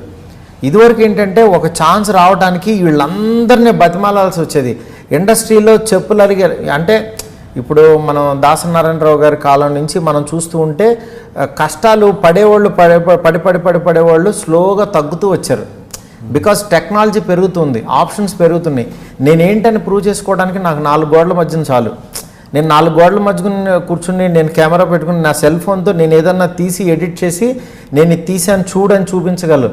నేను ప్రపంచానికి నా టాలెంట్ చెప్పుకోవడానికి ఇవాళ చాలా ప్లాట్ఫామ్స్ వచ్చేసినాయి. అందువల్ల నీది ఏది బాగున్నా సరే యూట్యూబ్లో కానీ ఎక్కడ పెట్టినా సరే ఇమ్మీడియట్గా నీకు ఇది నచ్చితే కనుక నాకు కాల్ చేయంటే ఇమ్మీడియట్గా ఆయన పిలిచి సినిమా ఛాన్సులు ఇస్తున్నారు. అలాంటి సినిమా ఛాన్సులు వస్తున్నాయి. అందువల్ల ఇప్పుడు దీని గురించి నీలో రియల్గా టాలెంట్ ఉంటే ఎక్కడా ప్రయత్నించక్కర్లా, నువ్వు ఒక షార్ట్ ఫిల్మ్ చేసినా సరే తెలిసిపోతుంది. అంటే ఇప్పుడు మీరు నాకు తెలిసి మీరు చాలా కింది స్థాయి నుంచి వచ్చారు కదా, అంటే ఇప్పుడు మీరు ఒక సక్సెస్ చూస్తున్నారు. ఆ సక్సెస్ని అంటే మీరు ఇంతకుముందు మనం మాట్లాడుకున్న టాపిక్ ప్రకారం ప్రొడ్యూసర్స్ మళ్ళీ వంగి దండాలు పెట్టారు, అంటే ఆ సక్సెస్ని కాపాడుకోలేకపోతున్నారు అనేది మీరు డైరెక్ట్గా చూశారు. మీరు ఎలా మీ సక్సెస్ని కాపాడుకుంటున్నారు, ఎలా రియలైజ్ అయ్యారు ఆ ఇన్సిడెంట్స్ ద్వారా? అసలు నేను సక్సెస్ అయ్యానన్న విషయం నేను అసలు క్యారీ చేయను. ఫస్ట్ నా సినిమా నేను చూడను, ఎందుకంటే నా సినిమా నేను చూసేది నేను సినిమా తయారు చేసినంతసేపు సినిమా చూస్తా, సినిమా స్క్రిప్ట్ చేసుకున్నప్పుడు ఎంజాయ్ చేస్తా, సినిమా కథ ఎవరికైనా చెప్పినప్పుడు ఎంజాయ్ చేస్తా. వన్స్ సినిమా అయిపోయిన తర్వాత థియేటర్లో సినిమా చూస్తున్నప్పుడు బయట నేను నుంచుంటా, బలబల మగడవే కంది సినిమా హిట్ అన్నారంటే కదా దాని జోలికి వెళ్ళను. చాలామంది ఏంటంటే సినిమా ఆడుతున్నప్పుడు వెళ్ళి కూర్చుని అందరూ ఎంజాయ్ చేస్తుంది, ఇది మందే అనే ఒక గర్వం, అంటే మనం ప్రౌడ్ తెచ్చుకుంటూ ఉంటాం తర్వాత. ఎందుకంటే నేను నెక్స్ట్ కష్టపడి పనిచేయడానికి ఈ సక్సెస్ ఉందని చెప్పి ఈ సక్సెస్ ఇంకో సినిమా ఇవ్వడానికి టైం వస్తుంది. కానీ యాక్చువల్గా ఆ సినిమా సక్సెస్ అవ్వడానికి ఈ సినిమా సక్సెస్ ఇవ్వదు. ఆ సినిమా సక్సెస్ రావాలంటే మళ్ళీ నేను కిందకి వెళ్ళి కష్టపడాల్సిందే 100%. అందుకని చెప్పి నేను ఇది క్యారీ చేయను. ఫస్ట్ అసలు సక్సెస్ అనేది నేను క్యారీ చేయను. ఇన్ని హిట్లు ఈ హిట్లు అనేది మనకేంటంటే గౌరవాన్ని పెంచి, ఇదివరకు మనల్ని ఓనర్ కూడా గౌరవిస్తే మనకు ఇప్పుడు కింద స్థాయి వరకు గౌరవిస్తారు. సార్ ఆడినిచ్చారు దిగండి, సార్ టీ కావాలా ఇది కావాలి అంటే మనం కూర్చున్న చోట మనం ఇచ్చే సక్సెస్ ఇంకొంచెం గౌరవం పెంచుతూ ఉంటాయి. మామూలుగా కూర్చునేది ఏసీలు వేస్తారు, ఇలా రకరకాలుగా జరుగుతుంటాయి అంతే. అంటే మీ కెరీర్ని గమనించిన తర్వాత నాకు ఒక అనిపించింది ఏంటంటే చాలామంది అంటే మీరు నాకు తెలిసి మీరు సినిమా చేయాలనుకుంటే అర్జెంట్గా వెళ్ళి బన్నీకి కథ చెప్పొచ్చు, మీకున్న క్లోజ్నెస్. అవును. బట్ చాలామంది కొత్త డైరెక్టర్స్ పేర్లు వద్దు కానీ ఒక సినిమా హిట్ కాగానే ఒక చిన్న సినిమా తీస్తారు, హిట్ కాగానే చాలా గ్యాప్ తీసుకుంటారు. అంటే మనం మినిమం ఒక ప్రభాస్ అట్లీస్ట్ నితిన్ ఇలాంటి వాళ్ళు ఉంటే తప్పించే సినిమా చేయొద్దు, అంటే వాళ్ళు అంతకుముందు తీసిన సినిమా చిన్న సినిమాని హిట్ అయింది కానీ వాళ్ళ కోసం చూస్తూ 4-5 సంవత్సరాలు వేస్ట్ చేసుకుంటారు. బట్ మీరు అలా చేయకుండా ఈ రోజుల తర్వాత మళ్ళీ బస్ స్టాప్ ఇలా అనుకుంటూనే మెల్లగా వచ్చారు. అలాంటి వాళ్ళకు మీరు ఇచ్చే ఒక్కొక్కటి ఇదండి డైరెక్టర్ అండి, వాళ్ళకి ఒకటే ఇప్పుడు ఎలాగో వచ్చిన అవకాశాన్ని యూటిలైజ్ చేసుకుందాం అనేది ఒకటి ఉంటుంది. నెక్స్ట్ రెండోది వెంటనే ఈ దెబ్బతో నెక్స్ట్ దెబ్బతో సెటిల్ అయిపోవాలి, ఇండస్ట్రీ రూపురేఖలు మార్చేయాలనుకునే బ్యాచ్ వేరే ఉంటారు. నెక్స్ట్ ఈ రాక వచ్చింది మనకు సక్సెస్, ఈ సక్సెస్ని మ్యాక్సిమం వాడుకోవాలి. దీనికి ఇప్పుడు ఒక పెద్ద హీరోలు కానీ ఎవరైనా పిలుస్తారు మనల్ని, పిలిచినప్పుడు కథ ఒప్పించేస్తే కనుక ఇంకా లైఫ్ అంతా మనం 10 కోట్ల డైరెక్టర్ 15 కోట్ల డైరెక్టర్ అయిపోతాం అని అనుకుంటారు. ఇట్లాగా ఏంటంటే ఒక దాన్ని ప్రెడిక్ట్ చేసి వెళ్తూ ఉంటారు అనమాట. అంటే వాళ్ళ దాన్ని మనం ఎలా చేసుకుంటే ఎలా బాగుంటుంది అంటే ప్రతి ఒక్కళ్ళు వాళ్ళ లైఫ్ని డిజైన్ చేసుకోవచ్చు. బట్ నేను అలా ఆలోచించను. నేనేంటంటే నిజంగా నాలో విషయం ఉందనుకోండి, నేను సినిమా తీయమని నన్ను బన్నీ చాలాసార్లు చెప్పాడు, కథ చెప్పు గురు అని అన్నాడు. చెప్తాడని నీకు ఎప్పుడు చెప్పాలో నేను అప్పుడు చెప్తాను నేను అని అంటాను నేను. ఎందుకంటే తన ప్రాక్టికాలిటీ తెలుసు, తనకున్న ప్రాజెక్టులు తెలుసు. నేనేదో ఫ్రెండ్షిప్ని అడ్డం పెట్టుకునో లేకపోతే ఇది అడ్డం పెట్టుకునో నేను అసలు అలా వెళ్దామని, కానీ నాకు అలాంటి ఇష్టం ఉండదు. నేను ఈ కథకి బన్నీ సూట్ అవుతాడు, బన్నీ కోసం నేను తీసింది ది బెస్ట్ కథ అవ్వాలి అన్న ఒక ఎగ్జైట్మెంట్ వచ్చినప్పుడు అలాంటి పాయింట్ నేను రాసుకుని వెళ్ళి తనకి చెప్దాంలే అని ఆగాను అనమాట.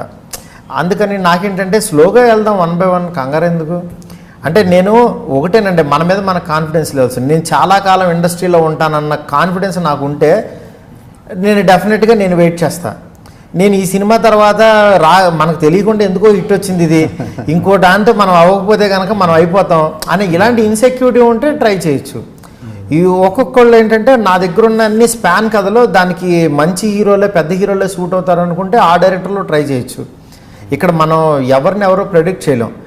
బట్ నా ఉద్దేశం ఏంటంటే ఒక చిన్నదో పెద్దదో హిట్ వచ్చిన తర్వాత నెక్స్ట్ ఆపర్చునిటీ ఇలా ఉండాలి అలా ఉండాలి అని అనుకుని టైం వేస్ట్ చేసుకునే కంటే మన డోర్ ఏదైతే నాక్ చేస్తుందో నాక్ చేసిన దాన్ని యాక్చువల్గా బాగా మనం చేయగలిగితే బెటర్ అని నా ఉద్దేశం. కానీ చాలామంది ఏంటంటే నిజంగా మీరు చెప్పినట్టు టైం వేస్ట్ అవుతుంది. అంటే ఒక హిట్ ఇచ్చి 2 సంవత్సరాలు 3 సంవత్సరాలు వెయిట్ చేసేవాళ్ళు చాలామంది ఉన్నారు. దాని కాన్ఫిడెన్స్ లెవెల్స్ కూడా లూజ్ అవుతాయి, అంటే స్లోగా పడిపోతాయి. ఇప్పుడు మనది ఎందుకంటే మన క్రియేటివ్ బ్రెయిన్ కొన్నాళ్ళు చాలా షార్ప్గా పనిచేస్తూ ఉంటుంది మెయిన్. ఎందుకంటే మన ఎగ్జాంపుల్సే చాలా చూస్తుంటాం. పెద్ద వాళ్ళే మహానుభావులే ఒకప్పుడు సూపర్ డూపర్ హిట్లు కొట్టి దాని తర్వాత మామూలు యావరేజ్ సినిమాలు తీసిన వాళ్ళు ఉన్నారు, లెజెండ్స్ ఉన్నారు. అలాంటి వాళ్ళలో లాస్ట్లో ఒక సినిమా కూడా హిట్ చేసుకోలేని లెజెండ్స్ కూడా ఉన్నారు. బట్ మనం గుర్తించుకునేది వాళ్ళని అదే గుర్తించుకుంటాం. బట్ ఆ టైంలో మన బ్రెయిన్ ఎప్పుడైతే షార్ప్గా పనిచేస్తుంటుందో ఆ టైంలో స్పీడ్గా టక మంచిగా తీస్తూ టక స్పీడ్గా ఎక్కచ్చని. ఒకేసారి 10 మెట్లు ఎక్కడం కంటే మెట్టు ఎక్కడం బెస్ట్ అని నా పద్ధతి అంతే. మీరు నాకు మంచి మాట అన్నారేంటి, మనలో పెద్ద గొప్పతనం ఏం లేదు, మన సక్సెస్లో మనలో ఒక తెలియని శక్తి ఉంటుంది. పెద్ద డైరెక్టర్స్ కూడా కే విశ్వనాథ్ గారు కూడా సాగర సంగం స్వాతిముత్యం నేనే తీశాను అనుకుంటారు 4 గోళ్ళ 100% అండి. అంటే అది నేను అదే అనుకుంటా. ఇప్పుడు ఒక భలే మగాడిపై ఇంత బ్లాక్ బాస్టర్ అవుద్దని నేను కూర్చొని రాయను. నేను ఇప్పుడు ఉన్న కథల్లో నాకు ఏది బెస్ట్ అనిపిస్తుంది అంటే మతిమరుపు మీద ఇంతవరకు సినిమా రాలేదు, ఓ సినిమా చేద్దాం అని రాయడం మొదలు పెడతా. 1 వర్షం 2 వర్షంలో నా ప్రొడ్యూసర్కి చెప్తా, డార్లింగ్ ఇది సెకండ్ హాఫ్ సర్జీ లేకపోతే ఇది సర్జీ చెప్తూ ఉంటారు. ఇట్లా షేర్ చేసుకుంటూ రాసుకుంటా. అది షూటింగ్ స్పాట్కి వెళ్తా, తక్కువ బడ్జెట్లో తీయాలి ఇది అనుకుంటా, నానికి చెప్తా బాగుందని అంటాడు, ఇట్లా తీసేస్తాం అయిపోద్ది. అయిపోయిన తర్వాత ఇది బ్లాక్ బాస్టర్ అయ్యి ప్రతి ఒక్కళ్ళు అసలు మతిమరుపు మీద మీరు ఎలా ఆలోచించారండి, అసలు ఇంత పెద్ద 2 hours స్పాను, అసలు ది బెస్ట్ స్క్రీన్ ప్లే ఇదే మన ఇందాక శేఖర్ సూర్య గారు అంటున్నారు ఇట్లా ఎలా ఆలోచించారన్నాడు. నేను నిజంగా ది బెస్ట్ స్క్రీన్ ప్లే మతిమరుపు మీద ఒక అద్భుతం క్రియేట్ చేస్తున్నానని ఆ రోజు కూర్చోవాలి. నేను ఒక సినిమా మామూలుగా ఆడటానికే తీసా, అది అయిన తర్వాత ఇది అయ్యింది, ఇది ఇలా అవుతుంది అనేట్టు నేను ప్రెడిక్ట్ చేయలేను అంటున్నాను నేను. ఎందుకంటే మనలో నేను ఆ టైంకి ఒక శక్తి వచ్చి అలా రాయించి ఆ పని చేంజ్ చేసి అది వెళ్ళిపోతుంది. ఆడే క్రియేటివ్ పర్సన్. నాలో ఉన్న క్రియేటివ్ పర్సన్ మీకు కనిపించకపోవచ్చు. నేను ఎప్పుడైతే టేబుల్ పెట్టుకుని వైట్ పేపర్ పెట్టుకుని రాయడం మొదలు పెడతానో, బొమ్మ వేయటం మొదలు పెడతానో, లోపల ఉన్న ఆడు బయటకు వస్తాడు. వాడు బయటకు వచ్చి ఆ పని చేసేస్తాడు. పని చేసేసిన తర్వాత మనకే సినిమా తీసిన తర్వాత అప్పుడు ఆడు ఉండడు, మన లోపల సినిమా చూసేవాడు మనమే ఉంటాం. అప్పుడు మనకేమనిపిస్తుంది, ఇది నేనే తీసాను, అబ్బా భలే, అసలు భలే చేయించానండి నేను ఆ రోజు, ఏంటిది అసలు అని నాకు నేనే నమ్మను. అంటే ఒక ఈ రోజుల్లో కానీ బస్ స్టాప్ కానీ ప్రేమక చిత్రం కానీ బలిబలి మొగడవి కానీ కొత్తజంట కానీ ఈ సినిమాలు నేనే తీసానా అని ఇప్పటివరకు నేను ఒక డైరెక్టర్ని అయ్యానా అన్న ఫీలింగ్ నాకే ఉండదు. ఎందుకంటే నాలో ఉన్న డైరెక్టర్ ఆ టైంకి వచ్చి వర్క్ చేసి వెళ్ళిపోతాడు. దాని తర్వాత నన్ను డామినేట్ చేసేది ప్రొడ్యూసరే, డబ్బులే. అరే ప్రొడ్యూసర్ డబ్బులు జాగ్రత్తగా చేయించాలి. అందువల్ల ఈ 2 క్యారెక్టర్లు ఎక్కువ ప్లే చేస్తూ ఉంటాయి. మనం ఒకటే సార్, సింపుల్ వర్క్. ఏ పని చేసేటప్పుడు మనలో ఉన్న వాడు బయటికి రావాలి. నేను రాసేటప్పుడు రైటర్ బయటికి రావాలి, నేను డైరెక్షన్ చేస్తున్నప్పుడు డైరెక్టర్ బయటికి రావాలి, ఈ సినిమాకి ఇంత ఖర్చు అవుతుంది అనుకుంటే ప్రొడ్యూసర్ బయటికి రావాలి. అలాగ కనుక బయటికి తెచ్చుకోగలిగి ఆ ప్రొఫెషన్ మీద కాన్సన్ట్రేషన్ చేయగలిగితే ప్రతి ఒక్కళ్ళు కూడా సక్సెస్ అవుతారు. ఇక్కడ అంటే ఆ ప్రొఫెషన్కి న్యాయం చేయాలంటున్నాను నేను. ఓకే, ఈ భలే భలే మగాడు అని నాని ఎక్స్పెక్ట్ చేశారా? నాని ముందే ఎక్స్పెక్ట్ చేశాడు నేను. అంటే నాని కూడా ఏంటంటే ఆయన వర్క్ చేసేటప్పుడు కంటే వర్క్ చేసేటప్పుడు ఏ సీన్ అని టక చేసుకుంటూ వెళ్ళిపోయారు. వెళ్ళిపోయిన తర్వాత ఎడిటింగ్లో ఫస్ట్ హాఫ్ చూసిన తర్వాత తను బయటకు వచ్చి ఏమంటే ఎలా ఉంది, బాగానే ఉందా, ఇది అని అన్న. అంటే ఏమంటే మీరు ఒక రేంజ్ ఏదో ఎక్స్పెక్ట్ చేస్తున్నారు కదా, అది కాదండి, ఇది వేరే లెవెల్, నేను చెప్తున్నాను, మీరు రాసుకుంటాను అన్నాడు. అంటే తను అంత కాన్ఫిడెంట్గా చెప్పాడు. చెప్పిన తర్వాత ఏంటిది నిజంగా అంత మంచి సినిమానా ఇది అన్న ఫీలింగ్ నాకు వచ్చింది. అంటే మంచి ఎంటర్టైన్మెంట్ ఫిల్మ్ అవుతుంది, బ్యాక్ టు బ్యాక్ సీన్స్ అన్నీ హిలేరియస్గా ఉన్నాయి, డెఫినెట్గా మీరు అనుకునే రేంజ్ కంటే ఇది మంచి రేంజ్ అవుతుంది అని అన్నాడు. ఆయన ఎక్స్పెక్ట్ చేశాడు. ప్రతిసారి ఏంటంటే ఆయన్ని యాక్చువల్గా నేను ఏది చెప్పినా ఆయన అడుగుతూ ఉండేవాడు, సార్ ఇది ఎలా ఉంది, ఇది ఎలా ఉందంటే ఆయనలో ఏంటంటే నానిలో మంచి డైరెక్టర్ ఉన్నాడు అనమాట. అంటే మనం ఏదన్నా ఒక పాయింట్ కానీ లేకపోతే ఏదన్నా ఒకటి బౌన్స్ చేసినప్పుడు ఆయన దగ్గర నుంచి ఒక వర్షన్ వస్తుంది. మామూలుగా ఆయన ఏంటంటే ఇది ఇలా చేస్తే బాగుంటుంది, ఇది ఇలా చేస్తే బాగుంటుందని, అవి నిజంగా మనం కొన్ని సింక్ చేసుకోగలిగి కొంత దూరం వెళ్తే అవి బాగుంటాయి.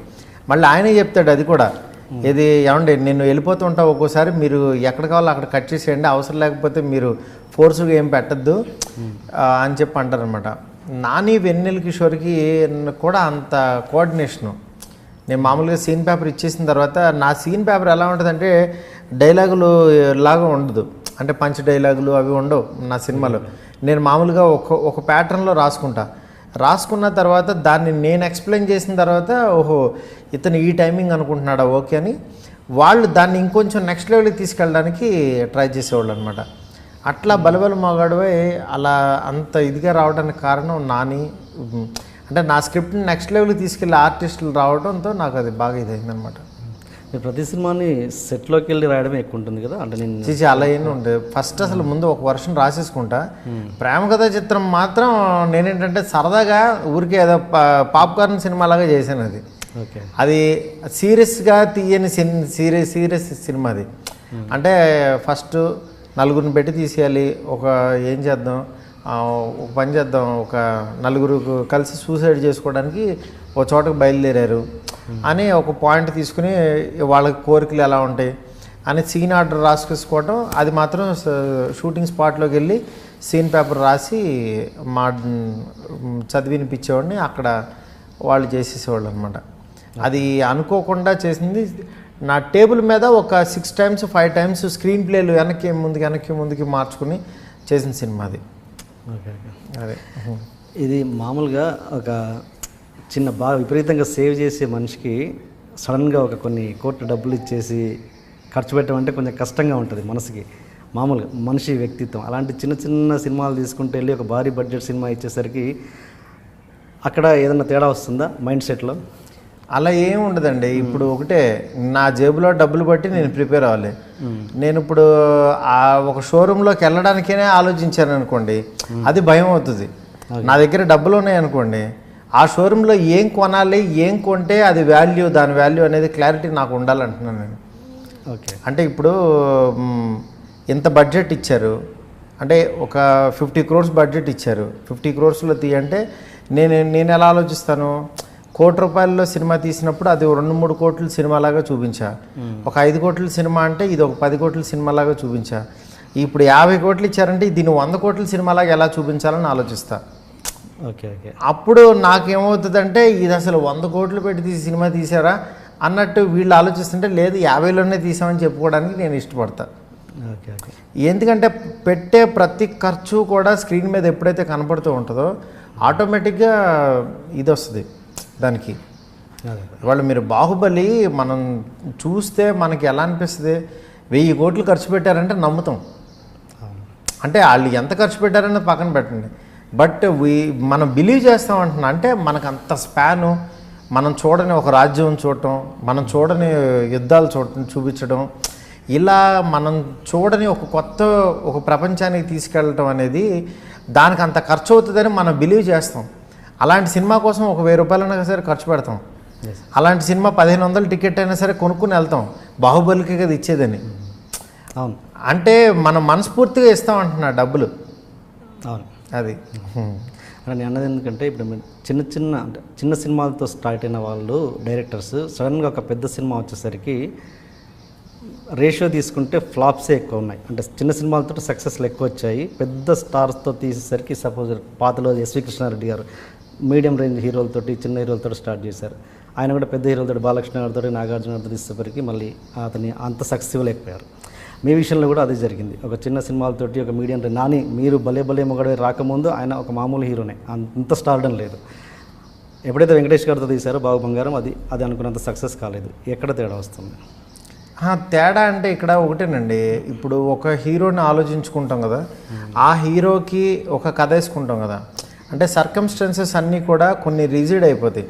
అంటే హీరోని కన్విన్స్ చేయటం ఒకటి ఉంటుంది, నెక్స్ట్ వేరే వాళ్ళు ఈ బడ్జెట్ పెట్టేటప్పుడు కూడా మనం ప్రాపర్గా చేయాలనే ఒక ఇది ఉంటుంది, బాగా తీయాలి, ఇవి పెడితేనే ఆడితే అని అంటూ ఉంటారు మామూలుగా కొంతమంది. అందరూ యాడ్ అవుతూ ఉంటారు దానికి. ఆ యాడ్ అయ్యే విధానంలో మనకేంటంటే ఇవన్నీ ఉంటేనే పెద్ద సినిమా ఇలా ఉంటుంది అనిపిస్తుంది.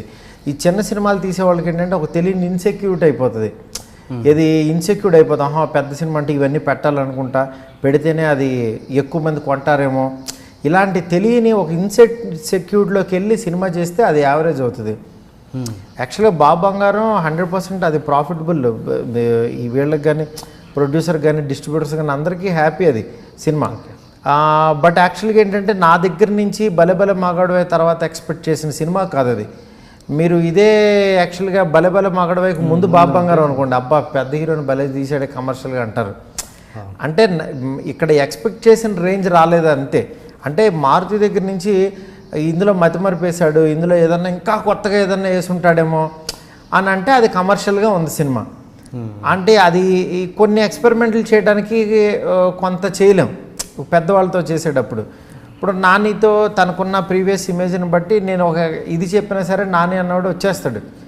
హీరోకి మతిమరుపు అంటే యాక్సెప్ట్ చేసే విధానం కూడా ఉంటుంది అంటున్నా. ఎవరు యాక్సెప్ట్ చేస్తారు? బిలీవ్ చేశాడు అది నాని, అందుకని ఆ సక్సెస్ వచ్చింది అంటున్నాను నేను. అంటే బాబు బంగారం వల్ల మీరు నేర్చుకున్న లెసన్ ఏంటి? అంటే ఫర్దర్గా స్టార్ట్స్తో తీస్తున్నప్పుడు మీరు తీసుకునే జాగ్రత్తలు ఏంటి? ఏ పెద్ద హీరో అయినా చిన్న హీరో అయినా ఎవరైనా సరే కొత్త కథ వేయాలి, కొత్త కథ వేయాలి, కొత్త కాన్సెప్ట్ చెప్పాలి. ఆ కొత్త కాన్సెప్ట్నే పెద్ద హీరోలకు కూడా ఒప్పించాలి. గనక చేయగలిగితే పెద్ద హీరోల సినిమాలు కూడా బాగా వస్తాయి. ఎగ్జాంపుల్ సుకుమార్ గారి సినిమాలే. మీకు ఆయన ఏంటంటే హీరోని కొత్త కాన్సెప్ట్కి ఒప్పిస్తారు. కొత్త కాన్సెప్ట్ కనుక ఒప్పించగలిగామనుకోండి, ఒక నాన్నకు ప్రేమతో వస్తుంది, ఇప్పుడు రంగస్థలం అని చరణ్ బాబుతో వస్తుంది. అట్లా అంటే ఆడియన్స్ యాక్సెప్ట్ చేయడానికి రెడీగా ఉన్నారు. అదే ఆడియన్స్ పెద్ద హీరోలు మంచి సినిమాలు కొత్త సినిమాలు చేస్తే కనుక యాక్సెప్ట్ చేయడానికి రెడీగా ఉన్నారు. ఇప్పుడు డైరెక్టర్ అన్న వాడికి బాధ్యత ఏంటంటే ఖచ్చితంగా నువ్వు కొత్త సినిమా, ఇప్పటివరకు స్క్రీన్ మీదకి రాని సినిమా నువ్వు చెప్పాలి. అది బిలీవ్ చేసి 100% డైరెక్టరు. అందుకని ఇప్పుడు మారిపోయినాయి స్ట్రాటజీస్.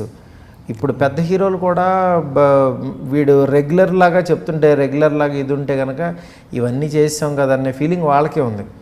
ఇంకా ఏం చేయగలుగుతున్నాం. అందుకని యంగ్ టాలెంట్కి కొత్త వాళ్ళకి ఆపర్చునిటీస్ ఇస్తున్నారు అనమాట. అంటే మీరేమన్నా అంటే ఆ సినిమాలో కానీ బాబు బంగారంలో కానీ వేరే సినిమాలో కానీ ఇబ్బందులు ఫేస్ చేశారంటే మీరు అనుకున్నది తీయలేకపోయాను అని ఎప్పుడైనా ఫీల్ అయ్యారా? అలా ఏం లేదు, పైనుంచి కొన్ని వస్తుంటాయి కదా, ఫోర్సెస్ వస్తుంటాయి. అలా ఏం లేదు. బట్ కమర్షియల్గా తీసాననే ఒక చిన్న ఫీలింగ్ అంతే. అంటే నేను అందరిలాగానే మళ్ళీ కమర్షియల్గా ఎందుకు మళ్ళీ అందరిలాగా ఆ చట్టంలోకి ఎందుకు వెళ్ళడం అనే ఫీలింగ్ వచ్చింది, నాకు వచ్చింది పర్సనల్గా. ఓకే ఓకే అంతే. అండ్ ఇంకోటి, మీరు కొన్ని సినిమాలు తీసుకుంటారు, తీసుకున్న తర్వాత దాన్ని మీ హ్యాండ్లోకి తీసుకున్న తర్వాత రిలీజ్ అయిన తర్వాత ప్రమోషన్లో మీరు దానికి ఎక్కువ చొరవ చూపరు, దాన్ని ఒక్కొక్కసారి ఆ సినిమాని కూడా పట్టించుకోరు అని ఒక చిన్న ఇది ఉంది. ముందే పట్టించుకోను నేను. తర్వాత ఏంటి, ఎలా నేను ముందే పట్టించుకోను అసలు సినిమాకి బిఫోర్. ఎందుకంటే ఒక డైరెక్టరు ఒక సినిమా అప్ చెప్పేంత వరకు నేను ఉంటా. దాని తర్వాత ఒక్కసారి ఆ పర్సన్ని విలీవ్ చేశానంటే ఇంకా వాళ్ళది ఎడిటింగ్ టేబుల్లో సినిమా చూస్తాను. చూసిన తర్వాత అది చెప్పేస్తుంది సినిమా, నాలో మ్యాటర్ లేదని చెప్పేస్తూ ఉంటుంది అది. ఇక దాని తర్వాత మనం ఏం చేసినా దాన్ని లేపలేం. మీరు నా ప్రొడక్షన్లో జరిగే ఏ సినిమా షూటింగ్కి నేను వెళ్ళను 100%. ఎందుకంటే నా పని నేను చేసుకుంటే, నేను ఫస్ట్ నిలబడితే ఫస్ట్ కింద ఎవరికన్నా ఒక హెల్ప్ చేయగలుగుతా. నేను నా పని చేసుకోక ఇంకా వాళ్ళ పని ఇది చేయక అలా ఏంటంటే తర్వాత చెప్పిన వాళ్ళు ఏంటంటే ఇతని సినిమా నా సినిమా ఇది ఆడుతుంది, ఇతనికి అలా అనిపిస్తుంది, అసలు ఇది ప్రేమ కథ చిత్రం కంటే పెద్ద హిట్ అవుద్ది. నేను అవకాశం ఇచ్చిన వాళ్ళే నన్ను తిట్టిన వాళ్ళు బోల్డ్ మంది ఉన్నారు కింద. ఈయన ఎందుకు ఏలు పెడతాడు, ఈయన సినిమాల్లో అలా వేరే వాడు ఏలు పెడితే ఊరుకుంటాడా. నేను అందుకనంటే ఈ ఫీలింగ్స్ అన్నీ వస్తాయని చెప్పి అసలు వన్స్ పర్సన్ సార్ ఈ కథ సార్ ఇది ఇలా తెద్దాం అనుకున్నాం అంటే ఓకే, ప్రొడ్యూసర్ని తెచ్చుకుంటారు వాళ్ళు ఒక్కోసారి, సరే తీసుకోండి ప్రొడక్షన్ చూద్దాంలే అని, సార్ ఇట్లా రిస్క్ అవుతుంది ఈ ప్రాజెక్ట్ మీకు ఓకేనా అని ఫస్ట్ ముందే చెప్తాను నేను. చెప్పి దాని తర్వాత వాళ్ళకి బిలీవబిలిటీ ఉంటే వాళ్ళ కథను నమ్మితే ముందుకెళ్తారు అట్లా. సపోజ్ ఇప్పుడు అంటే మీ సినిమా ఇప్పుడు కొత్త వాళ్ళు నాలాంటి వాళ్ళు కొత్త వాళ్ళు ఎవరో వచ్చి మారుతి బ్రాండింగ్ ఆ సినిమాకి రావాలంటే ఏం చేయాలి, ఎలా? నా బ్రాండ్ మీ దానికి కాకదుగా మామూలుగా ఇప్పుడు మీరు అలా సినిమాలు బయటికి తీసుకున్నారు అందుకని బయట అంటే నేను యాక్చువల్గా కొంతమందికి ఎవరో ఒకరికి ఆపర్చునిటీ ఇద్దాము అనే దీంట్లో ఉంటుంది నాది. అలా చాలామంది ట్రై చేస్తుంటారు కదా, బయట సినిమా తీసి మారుతి గారి బ్రాండింగ్ ఉంటే సినిమాకి వెళ్ళిపోద్ది. అలా ఏం లేదు, వాళ్ళకి ఈ సినిమా కనుక ఇతని చేతిలో పెడితే, ఇతని పేరు పడితే మన సినిమాకి ఎక్కువ మంది ఆడియన్స్ వస్తారు, ఈ కథ ఆయన తీసే సినిమాలకి బాగా దగ్గరగా ఉంది అని వాళ్ళకి ఆ ఫీలింగ్ ఉంటుంది ఒక్కోసారి. అలాంటి వాళ్ళు కనుక సినిమా చూపించిన తర్వాత సినిమా చూస్తాను, నచ్చలేదనుకోండి ఇది ఏం చేసినా ఆడదండి, మీరు అనవసరంగా టైం వేస్ట్ ఇది అని చెప్తాను. నా నాలెడ్జ్ ఎంతవరకు ఉందో నేను చెప్తాను. ఓకే అలా చెప్పి పంపించిన అలా చాలా సినిమాలు నేను నెలకు ఒక సినిమా చూసా ఈ రోజుల్లో. తర్వాత ఓకే ఎవ్రీ మంత్ ఒక సినిమా ఆ రికమెండేషన్ అని ఈ రికమెండేషన్ చూడమని ప్రసాద్ ల్యాబ్లో వేస్తారు. పాపం సగం సినిమా కూడా చూడలేం. వాళ్ళకి ఏంటంటే ముందు చేతిలో డబ్బులు ఉంటాయని పెట్టి తీసేస్తారు, సినిమా రెడీ అయిపోద్ది. ఇప్పుడు ఏం చేస్తారు, వాళ్ళకి ఫ్రెండ్స్ ద్వారా రికమెండేషన్లో తీసుకొచ్చి కూర్చోబెట్టి సినిమా చూపిస్తారు. సినిమాలో మ్యాటర్ ఉండదు, మనం చెప్పినా బిలీవ్ చేయరు. ఇప్పుడు దాన్ని మళ్ళీ ఒక 20-30 లక్షలు పెట్టి పబ్లిసిటీ చేసి రిలీజ్ చేస్తారు, అది ఫ్లాప్ అవుతుంది, కనిపించదు. సినిమాని ఏంటంటే ఫస్ట్ ఇక్కడ ఏంటంటే నమ్మిస్తూ ఉంటారు టెక్నీషియన్స్. ఆ పక్కనున్న డైరెక్టరు, కొంతమంది ఎడిటింగ్ చేసేవాళ్ళు కానీ లేకపోతే వేరే వాళ్ళు కానీ, సార్ ఎక్స్ట్రాడినరీగా వచ్చింది సార్, నిన్నే బాబు సాంగ్ చేశాడు సార్, అసలు మామూలుగా లేదు సార్, అసలు నేను ఇప్పుడు చూసిందంతా ఒక సినిమా వేరు సార్, అసలు ఫైట్ ఒకటి సార్ ట్విస్ట్ అయిపోయింది సార్ సినిమాకని. వీడికి ఏంటంటే నెలలో ఇప్పుడు జీతం పేమెంట్లు ఎండింగ్ ఉంటాయి, వీడి పేమెంట్ల టైంకి వచ్చేసరికి ఈ క్రియేటివిటీ మాటలన్నీ బయటకు వస్తూ ఉంటాయి. ఫస్ట్ సార్ అసలు ఇప్పుడే సెకండ్ హాఫ్ అయిందంటే బయటికి రాగానే కాల్ చేస్తున్నాను, ఏంటి సార్ అసలు ఈ సినిమా ఎక్కడికి వెళ్ళిపోద్దో నాకు తెలియట్లేదు, ఇది రూపాయికి 10 రావచ్చు, నా మాటని ఈ బయట వాళ్ళకి ఎవరికి వద్దు మీరే తీసుకోండి అంటుంటాడు ఒకడు వచ్చి. ఇట్లా ఫస్ట్ అది చాలా అద్భుతమైన ప్రాజెక్ట్ ఇక్కడ. ఎందుకంటే క్రియేటివ్ జాబ్ కాబట్టి ఎక్కువ మంది నమ్మించడానికి ట్రై చేస్తూ ఉంటారు. మనం అసలు ఆ మాయలో పడకూడదు. ఫస్ట్ నిజంగా నువ్వు సిన్సియర్గా హెల్ప్ చేద్దాం అనుకుంటే నువ్వు చెయ్యి, ఏదన్నా ఒక హెల్ప్ చేయి. అంతేగాని నువ్వు వాళ్ళందరూ పక్కనున్న వాళ్ళు వీళ్ళు అసలు ఈడు తర్వాత క్లారిటీ వస్తుంది, సార్ నేను అలా అనుకున్నాను కానీ థియేటర్లో నాకు అది కనిపించలేదు ఏంటండి అంటున్నాడు. మళ్ళీ ఈడే అంటాడు ఆ మాట. అందువల్ల ఒక్క పర్సన్కి 2 నాలుకలు ఇండస్ట్రీలో ఎక్కువ ఉంటాయి అన్నమాట. ఈ ఈడు ఫ్లాప్ అని ఈడి నోటితోనే చెప్తాడు, వారం 10 రోజుల తర్వాత లేకపోతే 2 వారాల తర్వాత సూపర్ హిట్ అని మళ్ళీ ఈడే చెప్తాడు, సార్ అది బ్లాక్ బాస్టర్ సార్ అంటాడు ఈడు. దాంట్లో ఒకటి పట్టుకుంటుందని అనుకున్నాను, ఆ రోజే పట్టుకుంది అది. కానీ కలెక్షన్స్ ఎక్కడో డ్రాప్ అవుతాను కానీ ఇది నెక్స్ట్ రేంజ్ ఇది అంటాడు మళ్ళీ ఈడే. అందువల్ల ఆ మాయలో పడకూడదు అంటున్నా. ఎవడో చెప్పినా కాదు, నీ మనస్సాక్షి నువ్వు సినిమా చూసేటప్పుడు నీకేం చెప్తుందో అదే కరెక్టు. నేను నేను నేను నేను అందరిని అడుగుతా, కానీ నేను మాత్రం నాకు ఒక జడ్జిమెంట్ అంటూ ఒకటి ఉంటుంది. ఇది బాగుందా బాగాలేదని అడుగుతా, బాగున్నది చూపిస్తా, డౌట్గా ఉన్నది అడుగుతా. ఆడు చెప్తాడు ఇది డౌట్గా ఉందని చెప్తే మనం అది తీసేస్తా అట్లా. అది కానీ మీకు ప్రేమ కథా చిత్రం కూడా అలాంటి పెద్ద పెద్ద ప్రొడ్యూసర్లు డైరెక్టర్లు కూడా బాగాలేదు దీన్ని తోసే అని చెప్పిన సందర్భాలు ఉన్నాయి. ఉన్నాయి 100%. వాళ్ళు చూసిన టైంకి యాక్చువల్గా ఇది వర్కౌట్ అవ్వదు, సప్తగిరి గారు ఇరిటేట్ చేసేస్తున్నాడు, ఆయన తగ్గించమని చెప్పిన వాళ్ళు ఉన్నారు. మ్యాక్సిమమ్ ఈ సినిమా కష్టం, నీ పేరు వేసుకోకనే చెప్పిన వాళ్ళు ఉన్నారు. ఇట్లా రకరకాలుగా చెప్పారు. బట్ చూసి ఇది ఏం చేస్తే ఇది నాకైతే పర్సనల్గా నచ్చే నేను సినిమా తీసుకున్నా. ఏ తప్పున్నా రైట్ ఉన్నా ఇది నాదే ప్రాబ్లం. అంటే నా మనసులోంచి పుట్టిన కథ ఇది. నేను ఏదైతే ఎగ్జైట్ అయి నవ్వానో, నేను ఏదైతే ఎగ్జైట్ అయినప్పుడు హీరో ఓకే చేశాడో, నేను ఏదైతే చెప్పినప్పుడు ప్రొడ్యూసర్ డబ్బులు పెట్టాడో, ఇలా వీళ్ళ ఫస్ట్ ఉన్న ఎగ్జైట్మెంట్ నేను తీసుకుంటా.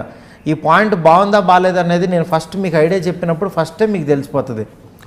ఇలా నలుగురు చచ్చిపోదాం అనుకున్నారు, వాళ్ళు ఇక్కడికి వచ్చిన తర్వాత ఇంటర్వెల్ దగ్గర అమ్మాయిలో దెయ్యం వచ్చి ఈయన కొట్టింది ముద్దు పెడతానికి వెళ్ళినప్పుడు అని అంటే ఇదేదో బాగానే ఉందే అని అనిపిస్తుంది. ఆ బాగున్న ఐడియాని నేను ఎక్స్టెన్షన్ చేశాను, అంతే సింపుల్. మామూలుగా మనకు ఒక స్టోరీ రాసేటప్పుడు పేపర్ మీద పెన్ పెట్టినప్పుడు మనకు ఒక పాయింట్ ఎగ్జైట్ అవుతాం మనం. అది ఫిల్మ్ మొత్తం రాసేంత వరకు అది క్యారీ అవ్వాలని గ్యారంటీ ఏం లేదు. అంత ఎగ్జైట్మెంట్ చివరి వరకు ఉండకపోవచ్చు. అవును, బట్ అదే కరెక్ట్. నిజానికి చెప్పాలంటే అదే కరెక్ట్ రీచ్ అన్నది నా ఉద్దేశం. అది చివరి వరకు రీచ్ అవ్వాలంటే ఏం చేయాలి? ఒకటే సార్, ఇప్పుడు ఎండ్ పాయింట్ అనేది క్లారిటీ ఉండాలి. ఏది నేను ఇప్పుడు కోటి వెళ్తున్నాను అని నా టార్గెట్, ఇక్కడి నుంచి కోటి వెళ్తున్నాను అనేది నేను ఫస్ట్ ఫిక్స్ అవ్వాలి. నేను దారిలో వెళ్తూ కోటి వెళ్దాం, మంచి రూటు మంచి బైక్ దొరికిందని స్టార్ట్ చేయకూడదు.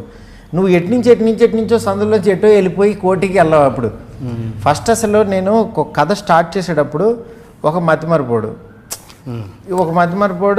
చివరికి ఏమవుతాడు దాంట్లో అంటే ఒక మతిమరుపోడు లవ్ స్టోరీ ఏముంటుంది అంటే ఒక అమ్మాయి సినిమాకి వస్తానని చెప్పి ఆ అమ్మాయి మర్చిపోయి క్యారమ్ బోర్డు ఆడుకొచ్చాడు. ఫస్ట్ క్యారమ్ సీనే అనుకున్నాను నేను. ఓకే, దాంట్లో కూడా అంతే క్యారమ్ సీనే. ప్రేమ కథ చిత్రంలో కూడా దెయ్యం పట్టిన తర్వాత వాళ్ళు క్యారమ్స్ ఆడుతూ ఉన్నప్పుడు పట్టుకుంటుంటే కొడుతుంది, సప్తగిరి గారు పరిగెత్తుకుంటూ వచ్చాడు. అందుకని దాంట్లో కూడా క్యారమ్ సీనే పెట్టుకున్నాను నేను. అట్లా ఏంటంటే ఆ సీన్కి ఎగ్జైట్ అవుతా. దీని నుంచి ఇంక ఎక్స్టెన్షన్ ఎంత చేయొచ్చు అని అనుకుంటా మామూలుగా. ఇది రాసేటప్పుడు ఏంటంటే నేను మ్యాక్సిమము దాంట్లో ఎంత ఫన్ జనరేట్ చేయొచ్చు, ఏ పాయింట్లో ఏడిపించవచ్చు. సినిమా అనేది ఒక ఎమోషను. ఇప్పుడు ఒక మతిమరుపోడికి బాధ ఏంటి, ఆడు మీరు సినిమా ఎంత చేసినా సరే దాంట్లో ఒక్క డైలాగు సినిమా నిలబెడుతుంది. అమ్మ దీనికి ప్రాబ్లం అయితే ఇదేం చేసిందమ్మా అంటాడు మదర్తో. అంటే హీరో అన్నవాడు ఎంత డీప్గా లవ్ చేశాడు అంటే పాపం ఇంత లోపం ఉంటే ఆడు ప్రేమించడానికి పనికిరాడా అనేది చాలామందికి మన సొసైటీలో ఏంటంటే లోపాలు ఉన్నవాళ్ళు చాలామంది ఉంటారు. అందరికీ అన్నీ కరెక్ట్గా ఉండవు. ఒకటికి ముక్కు బాగోదు, ఇంకోటికి ఇది ఉంటుంది, ఇంకోటికి నల్లగా ఉంటాడు. ఇలా లోపం అనేది మన నిజ జీవితంలో ఉండే ఇదనమాట. ఇది అందరిలోనూ ఉంటుంది. అందుకని ఇది ఎక్కువ మంది కనెక్ట్ అవ్వడానికి ఉంటుంది. మతిమరుపు అనేది ప్రతి మనిషికి సహజం.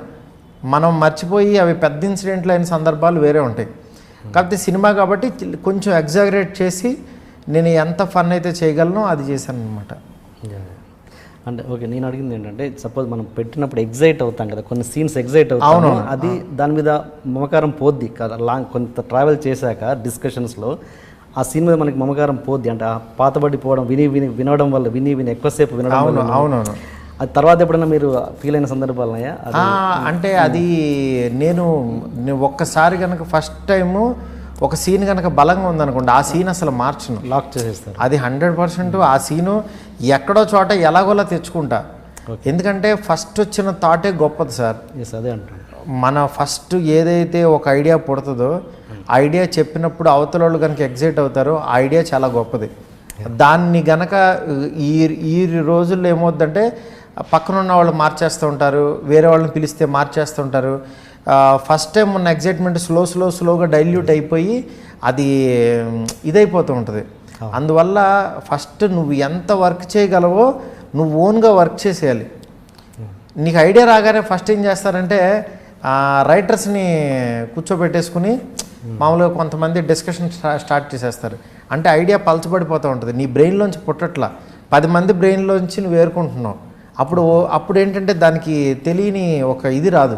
అంటే నీ యాటిట్యూడ్, ఇప్పుడు ఒక డైరెక్టర్కి ఎక్కడ పేరు వస్తూ ఉంటుంది, ఒక రామ్ గోపాల్ వర్మ గారు ఆయనది ఒక స్టైలు, ఇట్లా సుకుమార్ గారిది ఒక స్టైలు, ఇట్లా పర్టికులర్ త్రివిక్రమ్ గారిది ఒక స్టైలు, ఇట్లా ఒక్కొక్కరిది ఒక్కో స్టైల్ ఎందుకు వస్తుందంటే వాళ్ళ లోపల నుంచి వాళ్ళు పుట్టి రాసుకుంటున్నారు. పూరి గారిది పుట్టి రాసుకుని దాంతో మదనపడి, రైటర్లు అన్న వాళ్ళు ఏంటంటే మీరు ఎప్పుడు కావాలంటే అప్పుడు మీరు చెప్పి దాంట్లో ఏమైనా తప్పు జరిగితే కనుక వాళ్ళు కరెక్ట్ చేయడానికి కానీ అట్లా కొంత దూరం యూస్ చేసుకుంటూ వెళ్ళచ్చు.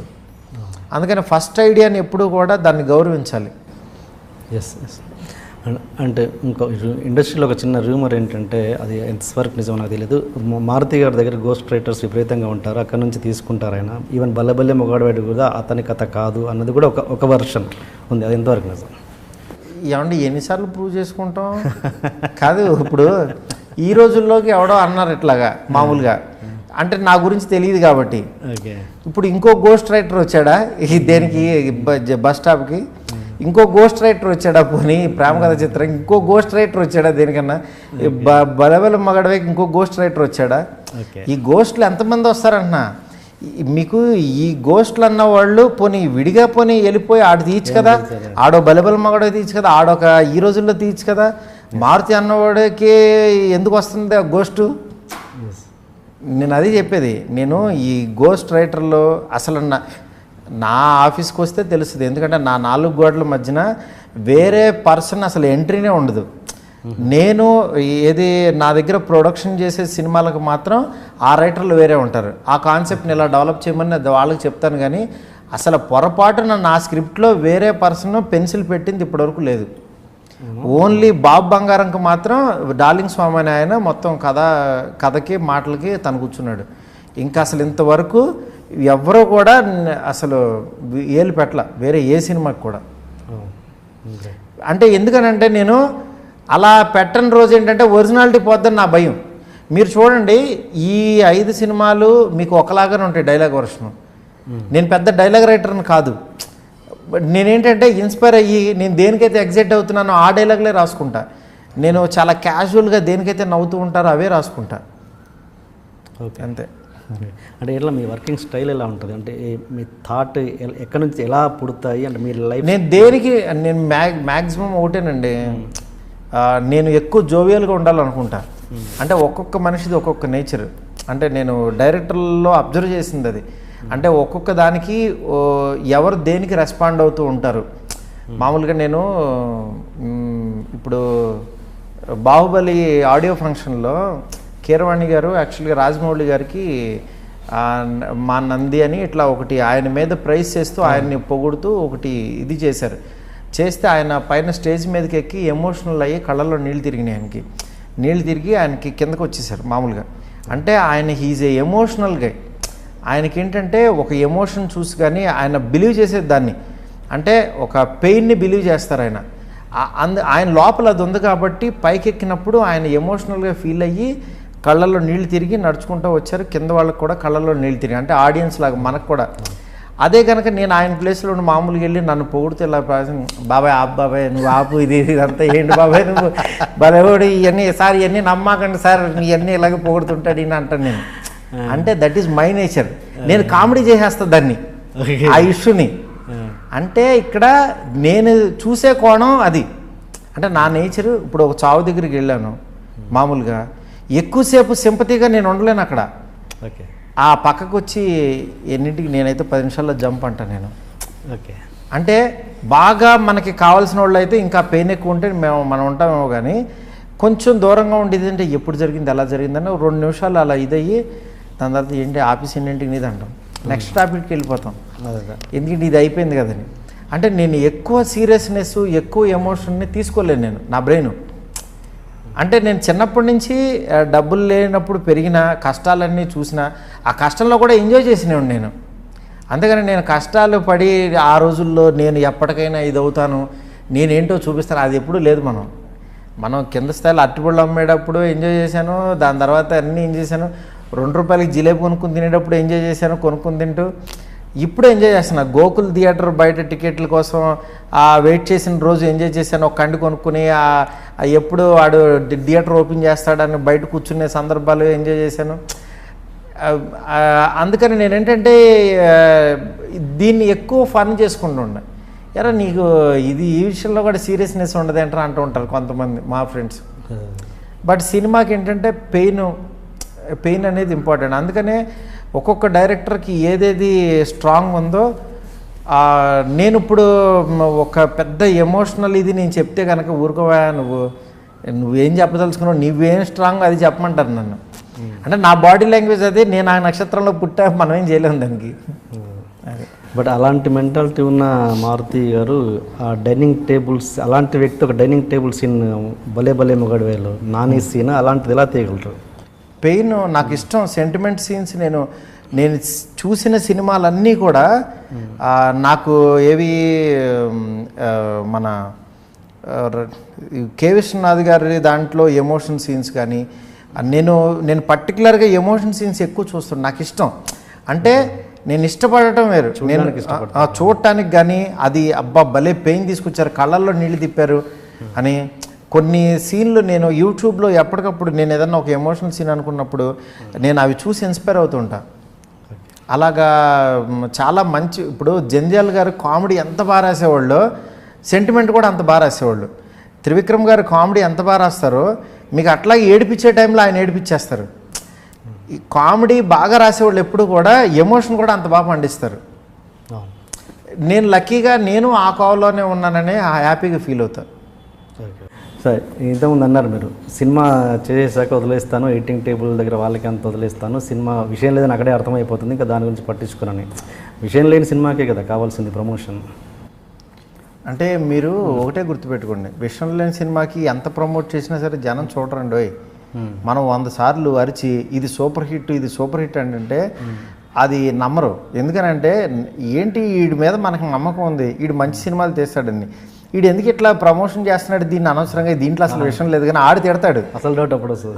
అది చాలా తప్పు. అసలు విషయం లేని సినిమాని నిజంగా చూడమని చెప్పొద్దు నువ్వు కూడా, అది ప్రమోట్ చేయొద్దు, అది కరెక్ట్ కాదు. ఎందుకనంటే జనం మన మీద ఒక నమ్మకంతో థియేటర్కి వస్తారు, వీడు ఏదో ఒకటి నిజంగానే పెడతాడు, వీడు చూడాలి అని. ఆ నమ్మకాన్ని మనమే వీడు అన్ని సినిమాలు ఎలాగే చెప్తాడు రా బాబు అని అనుకుంటారు. అందుకనే ఖచ్చితంగా అది మనం ఎంకరేజ్ చేయకూడదు 100%. మామూలుగా ఇప్పుడు ప్రివ్యూ షోలలో పిలుస్తాయి, నెలకు రోజుకొకటి చూస్తూ అంటున్నారు కదా. అవును. అప్పుడు ఎలా ఉంటుంది, మధ్యలో లేచి వస్తారా లేకపోతే ఫుల్గా చూస్తారా బలవంతంగా? తప్పండి, అది మధ్యలో లేచి అంటే మనం సినిమాల విషయం లేవచ్చు, కానీ వచ్చిన వాళ్ళని మనల్ని పిలిచి సినిమా వేసిన వాళ్ళని గౌరవించాలి కదా.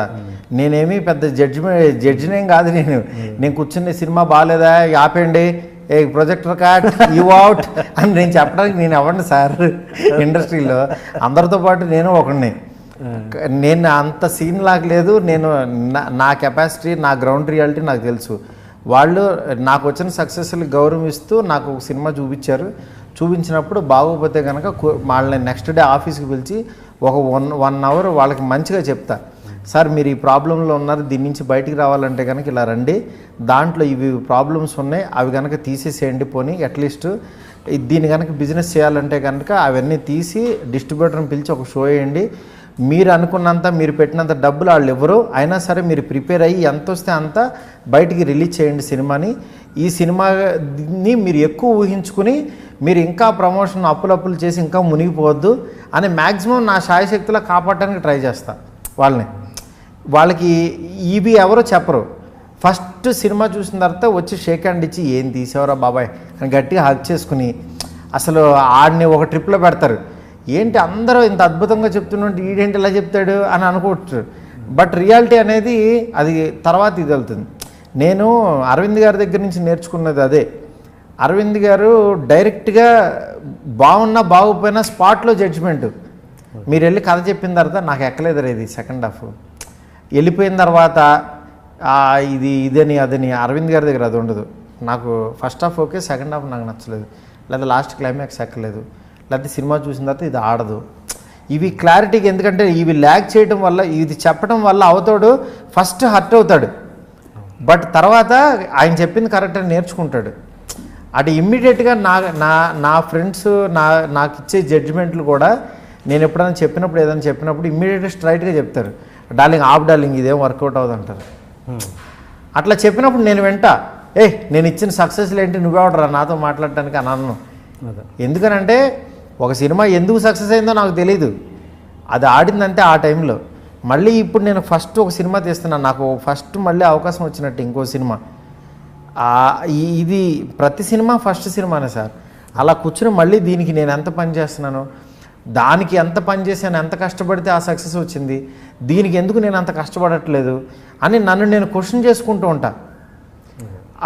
ఎందుకని నేను అసలు దీనికి బద్దకిస్తున్నాను, ఎందుకని ఇలా ఆలోచిస్తున్నాను అని అన్న ఆలోచన మనకు వచ్చినప్పుడు డెఫినెట్గా దాని మీద ఎక్కువ కాన్సన్ట్రేషన్ చేస్తాం, సక్సెస్ అవ్వడానికి మోర్ ఇది ఉంటుంది. అంటే మీరు ఈ ప్రాసెస్లో మీరు ఇచ్చిన అడ్వైజెస్ తోటి బాగుపడ్డ సినిమాలు ఉన్నాయా?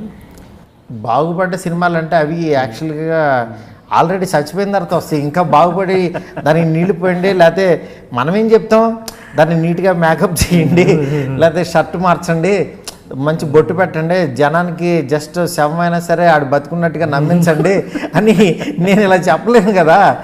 డైరెక్ట్గా ఆల్రెడీ చచ్చిపోయాడు, ఆడి మ్యాటర్ క్లోజు, మీరు ఎత్తేయటమే దాన్ని కాదు. మీరు ఇవన్నీ పైన నా పేరు వేసి కొత్త షర్ట్ వేసినా లోపల మ్యాటర్లు లేనప్పుడు, లేకపోతే ట్రైలర్ వేసినప్పుడు తెలిసిపోతుంది. ఇవాళ ఆడియన్స్ అన్నవాళ్ళు మనకంటే అడ్వాన్స్డ్గా ఉంటారండి. అప్పుడు అది గుర్తుపెట్టుకోవాలి, ఆడియన్స్ అన్నవాడు మనకంటే తెలివిగలవాడు చాలా. వాడు 100 సినిమాలు చూస్తాడు, నువ్వు ఒక్క సినిమా చేస్తావు. ఆడు చూసిన 100 సినిమాల్లో వాడేంటంటే వాడు పెరుగుతూ ఉంటాడు, వాడు మెచ్యూరిటీ లెవెల్ పెరుగుతూ ఉంటుంది. వాడి దృష్టిలో బాహుబలి అయినా ఒకటే, బలబల మగాడైనా ఒకటే, ఇంకొక ఫ్లాప్ సినిమా అయినా ఒకటే, ఏదైనా ఒకటే ఆడి దృష్టిలో. ఆడిచ్చేది 150.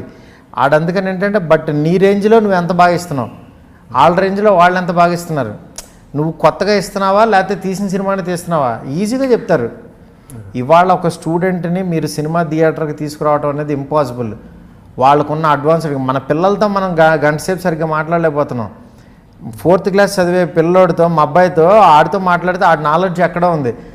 నేను సినిమా తీసి ఆడిని ఏం మెప్పిస్తా? ఇప్పుడు అంటే ఆడియన్స్ డ్రాస్టిక్గా చేంజ్ అవుతున్నారు. నువ్వు చేంజ్ అవ్వకపోతే ఎలాగా? నీకు డబ్బులు వచ్చినాయి, నువ్వు సెలబ్రిటీ అయిపోయావు, నీకు ఫోటోలు దిగుతున్నారు, జనం వచ్చి సెల్ఫీలు దిగుతున్నారని నువ్వు ఇలా కూర్చుంటే ఎలాగా? నువ్వు కష్టపడకపోతే నువ్వు అయిపోతావు.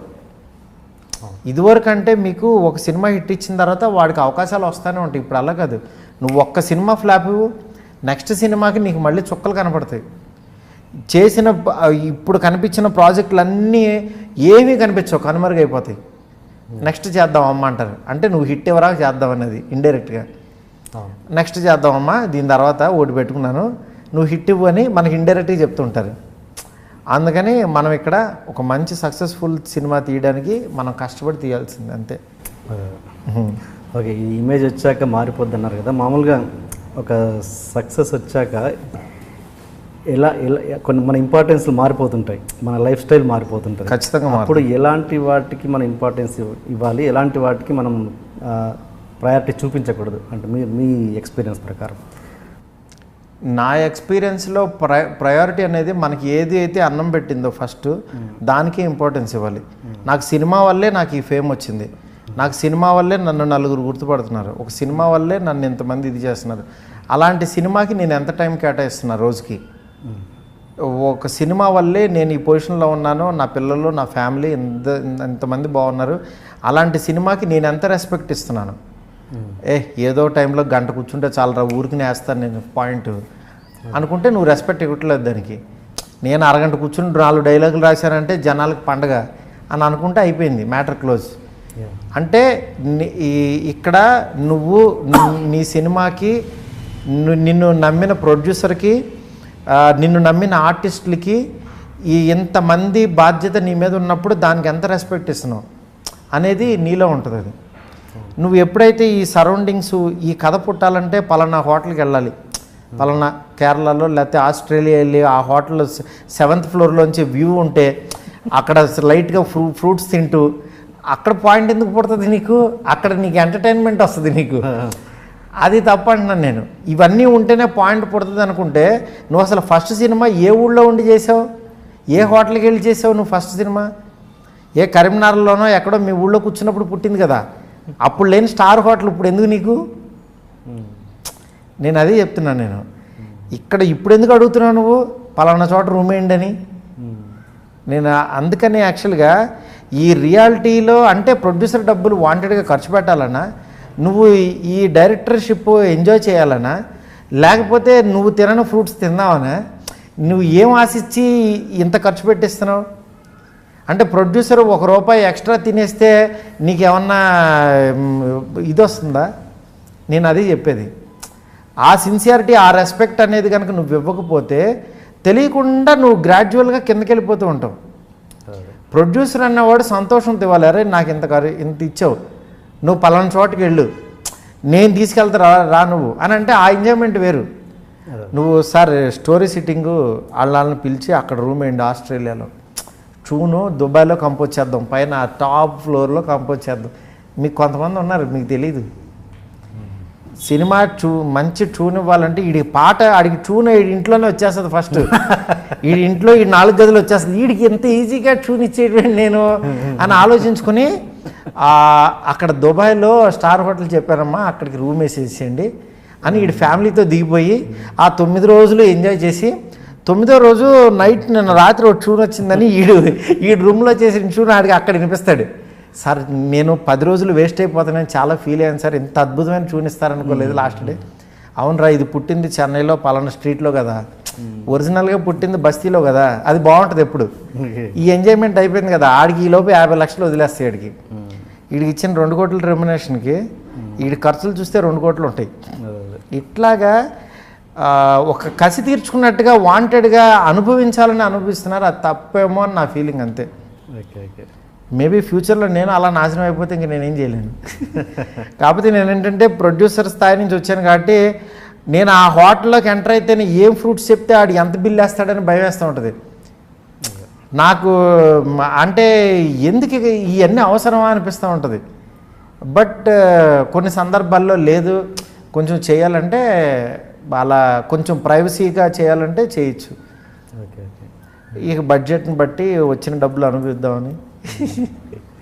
మరి చాలామంది బ్యాంకాక్ వెళ్ళి ఇక్కడ వెళ్తే తప్పించి రాదంటుంటారు కొంతమంది, స్పెషల్గా స్టోరీస్కి. లైక్ పూరి గారు అదేనండి, ఆయన ఎగ్జైట్మెంట్ అయ్యి ఆయనకి ఒక ఇక్కడ ఉంటే కనుక ఎంతమంది వచ్చి డిస్టర్బెన్స్గా ఉంటుంది, నేను ఒక చోటుకి వెళ్తే ప్రశాంతంగా పని చేసుకుంటానంటే ఆయనలో ఉన్న మీకు మంచి క్వాలిటీ ఏంటంటే ఇప్పుడు అక్కడికి వెళ్ళిన తర్వాత ఆయన మళ్ళీ ఖాళీగా అటు ఇటు తిరిగి ఇదని కాదు, 4 రోజుల్లో కూర్చుని ఆయన ఫస్ట్ హాఫ్ సెకండ్ హాఫ్ రాయగల కెపాసిటీ ఉంది ఆయన. అలాంటి కెపాసిటీ ఆయనలో ఒక రైటర్ ఉన్నాడు, ఆయన ఎక్కడ కూర్చున్నా ఆయన వర్క్ చేస్తాడంటున్నా సినిమాకి. అలాంటి ఆయన వెళ్ళొచ్చు. కొంతమంది ఫోర్స్డ్గా వేస్తారంటున్నా. ఇప్పుడు నాలో ఒక రైటర్ ఉన్నాడు, నేను వెళ్తా నా పర్సనల్గా, లేకపోతే వెళ్తా. ఈయన వెళ్ళటం వల్ల ప్రొడ్యూసర్కి ఉపయోగం. ఇక్కడ ఉంటే డిస్టర్బెన్స్గా ఉంటే సరిగ్గా వర్క్ చేయడరా బాబని ప్రొడ్యూసరే సార్ మీరు ఎక్కడికైనా వెళ్ళండి సార్ అంటాడు. ఈయన వెళ్తే పని అవుతుందని అనుకుంటే ప్రొడ్యూసరే వేస్తాడంట నా బలవంతంగా. ఎందుకనంటే అలా వెళ్ళి మంచిగా పని చేసుకుని వచ్చిన వాళ్ళు ఉన్నారు, అలా వెళ్ళి ఎంజాయ్ చేసే బ్యాచ్ ఉన్నారు. ఇక్కడ వచ్చేసిన తర్వాత మళ్ళీ వెళ్ళి చీటింగ్ చేసేవాళ్ళు ఉన్నారు, ట్యూన్లు అక్కడ ఇచ్చేవాళ్ళు ఉన్నారు, ఇలా రకరకాల వాళ్ళు ఉంటారు. ఇప్పుడు మీరు కొత్తగా తమన్తో వర్క్ చేస్తున్నారు, మరి ఆయన ఏ కేటగిరీ? ఆయన ఏ కేటగిరీ అంటే తమన్కి తెలుసు. తమన్ మంచోడు యాక్చువల్గా. నాకు అంటే తమన్తో వర్కింగ్ నేచర్ ఏంటంటే వేరే మ్యూజిక్ డైరెక్టర్లతో 10 రోజులు చేయగా వచ్చిన ట్యూను తమన్ ఒక ½ అవర్ కూర్చుంటే చేయగలడు. Is very positive and very sharp అనమాట. అంటే డైరెక్టర్కి ఏం కావాలనేది 5 నిమిషాల్లో పడతాడు. తను కనుక కీబోర్డ్ ముందు కూర్చున్నాడంటే జస్ట్ 2-3 అవర్స్లో సాంగ్ ఇచ్చేస్తాడు. నాకు అట్లా 4 సాంగ్స్ నాకు చాలా స్పీడ్గా ఇచ్చేసాడు. చాలా కంఫర్ట్ వ్యక్తి. తను కూడా ఏంటంటే ప్రశాంతంగా డైరెక్టరు ఒక సింగరు తను కూర్చుని ఎవరు డిస్టర్బెన్స్ లేని చోట ప్రశాంతంగా చేయాలనుకుంటాడు. అంతేగాని ఫలానా చోటకి వెళ్ళి ఇది చేయడం అంటే కొంతమంది నేచర్ని ఎంజాయ్ చేస్తుంటారు. అది ఆ స్థాయి అంటున్నా నేను. ఇప్పుడు 10 రూపాయలు నీకు ఇచ్చినప్పుడు రూపాయి ఖర్చు పెట్టడానికి ఏమి ఇది ఉండదు.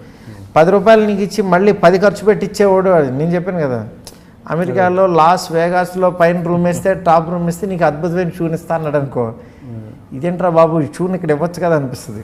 అంతే తేడా. ఈ మధ్య పబ్లిక్లో కొంతమందిలో టాక్ ఏంటంటే, అబ్బా తమన్ మ్యూజిక్ ఆపేయమంటారా బాబు, ఏం కొడుతున్నాడు అని, ఇంకా స్టాప్ చేయమనండి అనే రేంజ్లో ఒక కాంట్ర ఒక ఏమంటారు ఒక ఆపోజిషన్ వచ్చింది. దాని పట్ల మీ ఒపీనియన్ ఏంటి? ఏమండి, ఆయన మ్యూజిక్ లైక్ చేసేవాళ్ళు చాలామంది ఉంటారు, కొంతమంది నచ్చని వాళ్ళు ఉంటారు. అంటే ప్రతిదీ అందరికీ నచ్చాలని ఏమీ లేదు. ఇప్పుడు సరైనోడు సాంగ్స్ వింటే మీకు ది బెస్ట్ సాంగ్స్ ఇచ్చాడు, రేస్ గుర్రం ది బెస్ట్ సాంగ్స్ ఇచ్చాడు. అలాగే విన్నర్లో కూడా చాలా బాగుంటాయి, తిక్క సినిమాలో కూడా కొన్ని సాంగ్స్ బాగుంటాయి. ఇప్పుడు డైరెక్టర్కి ఏం సాంగ్స్ కావాలో, ఇప్పుడు డైరెక్టర్ అన్న వాళ్ళు తీసుకుంటూ ఉంటారు, ఏం సాంగ్స్ కావాలో ఆ సాంగ్స్ ఇవ్వటం అనేది తన బాధ్యత. తనేంటంటే తను చెప్పిన సిచ్యువేషన్లో ది బెస్ట్ ఇవ్వడానికి ట్రై చేస్తాడు. అసలు ఆ వీళ్ళు పెట్టే కామెంట్లు కానీ ఇది కానీ అది కరెక్ట్ కాదు. ఎందుకనంటే ఇప్పుడు వచ్చే సినిమాలు మీరు చూస్తే, ఇప్పుడు శర్వాతో వర్క్ చేస్తున్నాను నేను, మహానుభావుడు. ఆ సినిమా సాంగ్స్ మీరు చూడండి, డెఫినెట్గా చాలా కొత్తగా చాలా ఫ్రెష్గా ఇచ్చాడు. నేను తమన్ మ్యూజిక్కేనా అనుకునేట్టుగా. ఎందుకంటే తను కూడా ఎప్పటికప్పుడు మార్చుకోవాలి, ఎప్పటికప్పుడు బాగా ఇవ్వాలి. మీరు తమన్తో వర్క్ చేస్తే మీరు అతను లవ్ చేస్తారు, అంత బాగుంటుంది.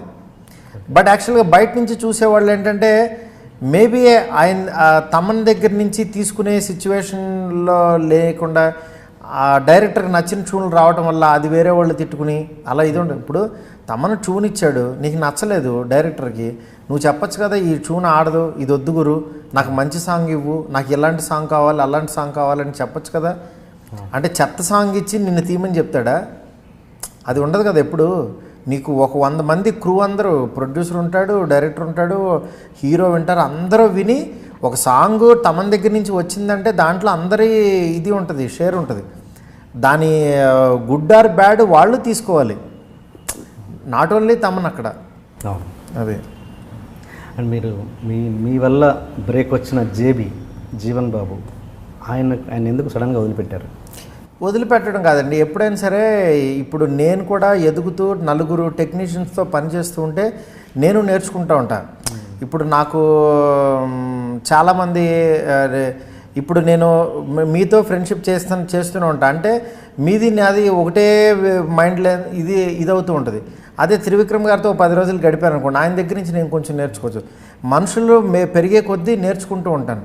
ఇప్పుడు జీవన్ యాజ్ ఏ కీబోర్డ్ ప్లేయర్గా కీరవాణి గారి దగ్గర వర్క్ చేస్తూ ఆయన దగ్గర నేర్చుకుంటూ ఉంటాడు. ఇప్పుడు జేబీని నేను ఛాన్స్ ఇచ్చినప్పుడు నువ్వు ఎవరి దగ్గరికి వెళ్ళొద్దు అని ఆగిపోమంటే ఎలాగా? అతను 10 మంది డైరెక్టర్లతో కూడా పనిచేస్తుంటాడు. ఇప్పుడు నేను ఒక సినిమాకి కథ మాటలు ఇచ్చి నేను చేస్తున్నాను, ఆ సినిమాకి తనే మ్యూజిక్ డైరెక్టరు. ఓకే, తన్నే పెట్టాను. ఎందుకంటే నాకు జీవన్ స్ట్రెంగ్త్ తెలుసు, ఇది తెలుసు. నెక్స్ట్ నేను ఎదగటంతో పాటు ప్రొడ్యూసర్ కూడా ఆలోచించేది ఏంటంటే ఆ కాంబినేషను. అంటే ఈ మారుతి తమను అంటే బిజినెస్ ఇలా చేయొచ్చు, ఇది రేంజ్ వస్తుంది, ఇట్లా వాళ్ళు కూడా చాలా స్ట్రాటజీస్ హీరో కూడా ఉంటాయి. మంచి మ్యూజిక్ అతను పెట్టు డార్లింగ్ అంటారు, ఎవరి దగ్గర నుంచి అన్నా తీసుకోగల కెపాసిటీ మనకు ఉండాలి. మనం కూడా డైరెక్టర్ అన్నవాడు ఖచ్చితంగా టెక్నీషియన్స్ని మార్చుకుంటూ వెళ్ళాలి, అప్పుడు సినిమా మారుతూ ఉంటుంది ఫ్లేవర్.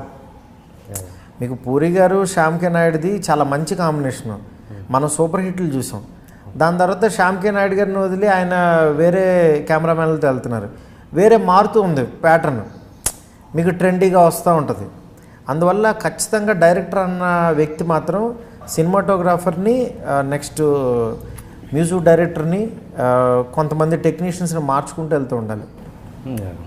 కానీ అక్కడే తేడాలు వస్తుంటాయి కదా, ఇంతవరకు ట్రావెల్ చేసిన వీళ్ళు మధ్యలో ఏదో చిన్న మనస్పర్ధలు అవ్వడం వల్లే. అది మనస్పర్ధ కాదు, అది మనస్పర్ధ అనుకుంటాం, అది పొరపాటు. ఎందుకనంటే నన్ను ఎందుకు పెట్టలేదు అనేది అంటే దానికి 1,00,000 కారణాలు ఉంటాయి. చెప్పా కదా, బిజినెస్ యాంగిల్ చూస్తారు, డైరెక్టర్ హీరోకి కూడా చూసుకుంటాడు. అతను హీరో కూడా కంటిన్యూగా ఒకే మ్యూజిక్ డైరెక్టర్ ట్రావెల్ అయ్యాడు అనుకో, ఇప్పుడు హీరో కంటిన్యూగా తమన్నే పెట్టుకున్నాడు అనుకో, డార్లింగ్ ఈసారి తమనొద్దు అంటాడు, అప్పుడు ఖచ్చితంగా నేను వేరే మార్చుకోవాలి. అందువల్ల ఎందుకంటే తనకు కూడా తన మ్యూజిక్ నుంచి ఆడియన్స్ వేరే ఎక్స్పెక్ట్ చేస్తుంటారు కాబట్టి అలా ఇది ఉంటుంది. అండ్ మీరు ఈ రోజుల తర్వాత బస్ స్టాప్ సినిమా తీయడానికి చాలా బలమైన కారణం ఉంది అన్నారు మొన్న నాతో, ఏంటి రీజన్ అది? బలమైన కారణం అంటే నేను యాక్చువల్గా ఈ రోజుల్లో తర్వాత సురేష్ గారికి సినిమా చేద్దాం, బెల్లంకొండ సురేష్ గారికి. ఆయన యాక్చువల్గా ఏంటంటే వేరే హీరోకి కథ చెప్పమన్నారనమాట. కథ చెప్పమంటే నేను వెళ్ళి కథ చెప్పిన తర్వాత ఈ కథ ఇలా కాదు, ఇలా ఉండాలి వాళ్ళు వేరే వాళ్ళకున్న అవగాహనలో చెప్పేసరికి నాకు ఏంటంటే పెద్ద హీరోకి వెళ్ళొచ్చు ఇట్లా అనిపించి నేను కొంచెం టెంప్ట్ అయ్యి వెళ్ళా. బట్ యాక్చువల్గా ఏంటంటే ఇలా చెప్పడం వల్ల ఏంటంటే ఇలా లేట్ అవుతూ ఉంటుంది. మీకు ఎప్పుడైనా హిట్ వచ్చిన తర్వాత సార్ ఆ 1 monthలో ప్రాజెక్ట్ సెట్ అయిపోవాలి, ఆ 2 monthsలో నెక్స్ట్ ప్రాజెక్ట్ సెట్ అవ్వాలి. లేకపోతే కనుక ఈ హిట్ని మర్చిపోతారు. నువ్వు యాక్చువల్గా ఒక మంచి హిట్ సినిమా చేస్తున్నప్పుడు ఇంకొక సబ్జెక్ట్ నీలో కరెక్ట్గా పెట్టుకుని, ఎందుకంటే ఆ వీక్లో వచ్చే ఫోన్ కాల్స్ అన్నీ వేరు, ఎగ్జైట్ అయ్యి ఫోన్లు చేస్తుంటారు డైరెక్టర్లు వీళ్ళు ప్రొడ్యూసర్లు హీరోలు, చాలా బాగా తీసామమ్మా అని ట్విట్టర్లో ట్వీట్ చేయడం, వాడు ఏదైనా మంచి కథ చెప్తాడేమోనని, ఇట్లా ఈ టైప్ ఉంటుంది. ఎగ్జైట్ పిలుస్తారు. ఆ పిలిచినప్పుడు కనుక వెళ్ళినప్పుడు ఐడియా కనుక చెప్పగానే జప్పమని అడిగి తగిలేస్తే అబ్బా సూపర్ ఐడియా ఇచ్చాడు ఇది ఫిక్స్ అని అనుకున్నారనుకోండి, ఇక అప్పుడు మీకు స్పీడ్గా ఎక్కుద్ది. అదే కనుక 2 వారాలు అయితే కలెక్షన్స్ తగ్గినాయి అంటే ఆడి మీద ఇంట్రెస్ట్ తగ్గుతుంటుంది నీకు.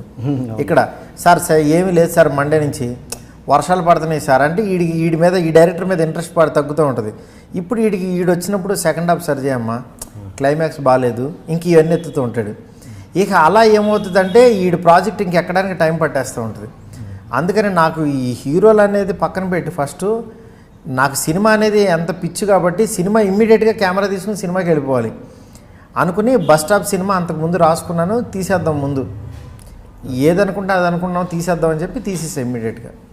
Okay okay. అది అలా మీకు ఆ సినిమాకా లేదా ఎవరో పొలిటీషియన్ కొడుకుతో స్టార్ట్ చేశారన్న సినిమా బస్ స్టాప్ ఫస్ట్ ఇక్కడ చంద్రశేఖర్ గారిని తెలంగాణ మినిస్టర్గా చేశారు, తెలంగాణ కాంగ్రెస్ మినిస్టర్గా చేశారనమాట. వాళ్ళ అబ్బాయిని పెట్టి కొంత పాట తీసి మళ్ళీ అతను చదువుకోవడానికి వెళ్ళిపోవాలి ఐబిఎంలో దేంట్లోని మధ్యలో ఆపేశారు. అది ఆపేసిన తర్వాత తను వెళ్ళిపోయాడు అనమాట. ఏదో సీట్ రావాలని చెప్పి తను సీట్ వస్తే తను ఇంకా సినిమాలు వద్దని ఆపేసి వెళ్ళిపోయారు. అప్పుడు దానికి అతను ప్రొడ్యూసర్, దానికి ఆయనను వేరే ఆయన ప్రొడ్యూసరు. ఇంకా అది వర్కౌట్ అవ్వలేదని దాని తర్వాత ఈ రోజుల్లో అనేది ఇంకా మా ఫ్రెండ్స్తో కలిపి తీసుకున్నాం. మళ్ళీ బస్ స్టాప్ రిజల్ట్ చూసాక మళ్ళీ వాళ్ళ నుంచి ఏదైనా అలా మళ్ళీ అంటే అతనికి బేసికల్లీ హీరోకి ఇంట్రెస్ట్ లేదు సినిమాలు, వాళ్ళ నాన్న తెర మీద చూసుకోవాలని ఉంది అంతే. Okay okay okay. అలా కూడా ఉంటాయి, అలాంటి వాళ్ళు కూడా ఉంటారు. ఓకే.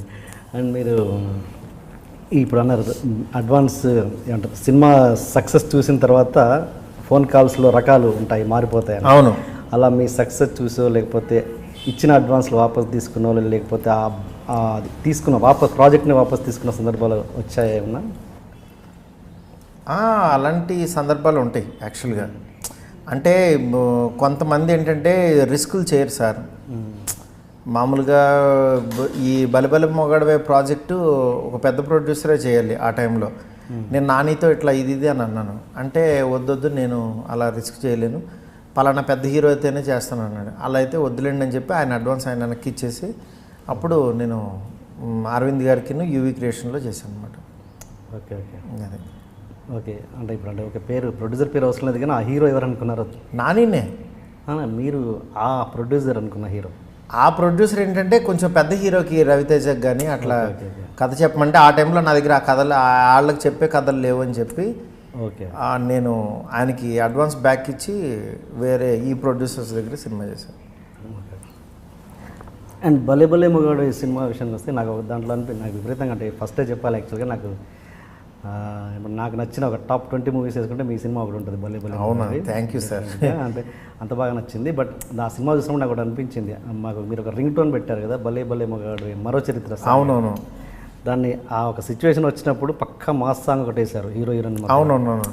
ఆ ప్లేస్లో ఈ రింగ్ టోన్ అదే రీమిక్స్ చేసి పెట్టొచ్చు కదా అనిపించింది భలే మరో చరిత్ర సాంగ్. పెట్టచ్చు అంటే నేను ఎందరో మహానుభావులు కూడా ఫస్ట్ హాఫ్లో రీమిక్స్గానే వాడాను ఇండైరెక్ట్గా.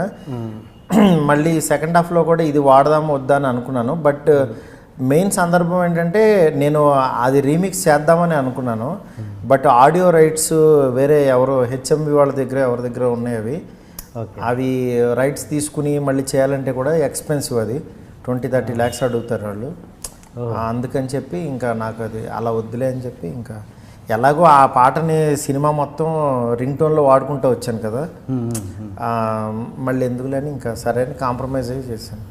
దాన్ని విత్ ఇన్ ద బడ్జెట్ చేయాలనే టార్గెట్ పెట్టుకుని చేశాను ఆ సినిమా. మామూలుగా రీమిక్స్ చేయాలి ఇది పాత సాంగ్ అంటే అంత 20-30 lakhs పెట్టాల్సి ఉంటుంది. అంటే సినిమా హీరోకి ఇచ్చే పెద్ద హీరో అనుకోండి, వాళ్ళు అడుగుతారు వీడికి బాగా అవసరం ఉండబట్టే కదా అడుగుతున్నాడని.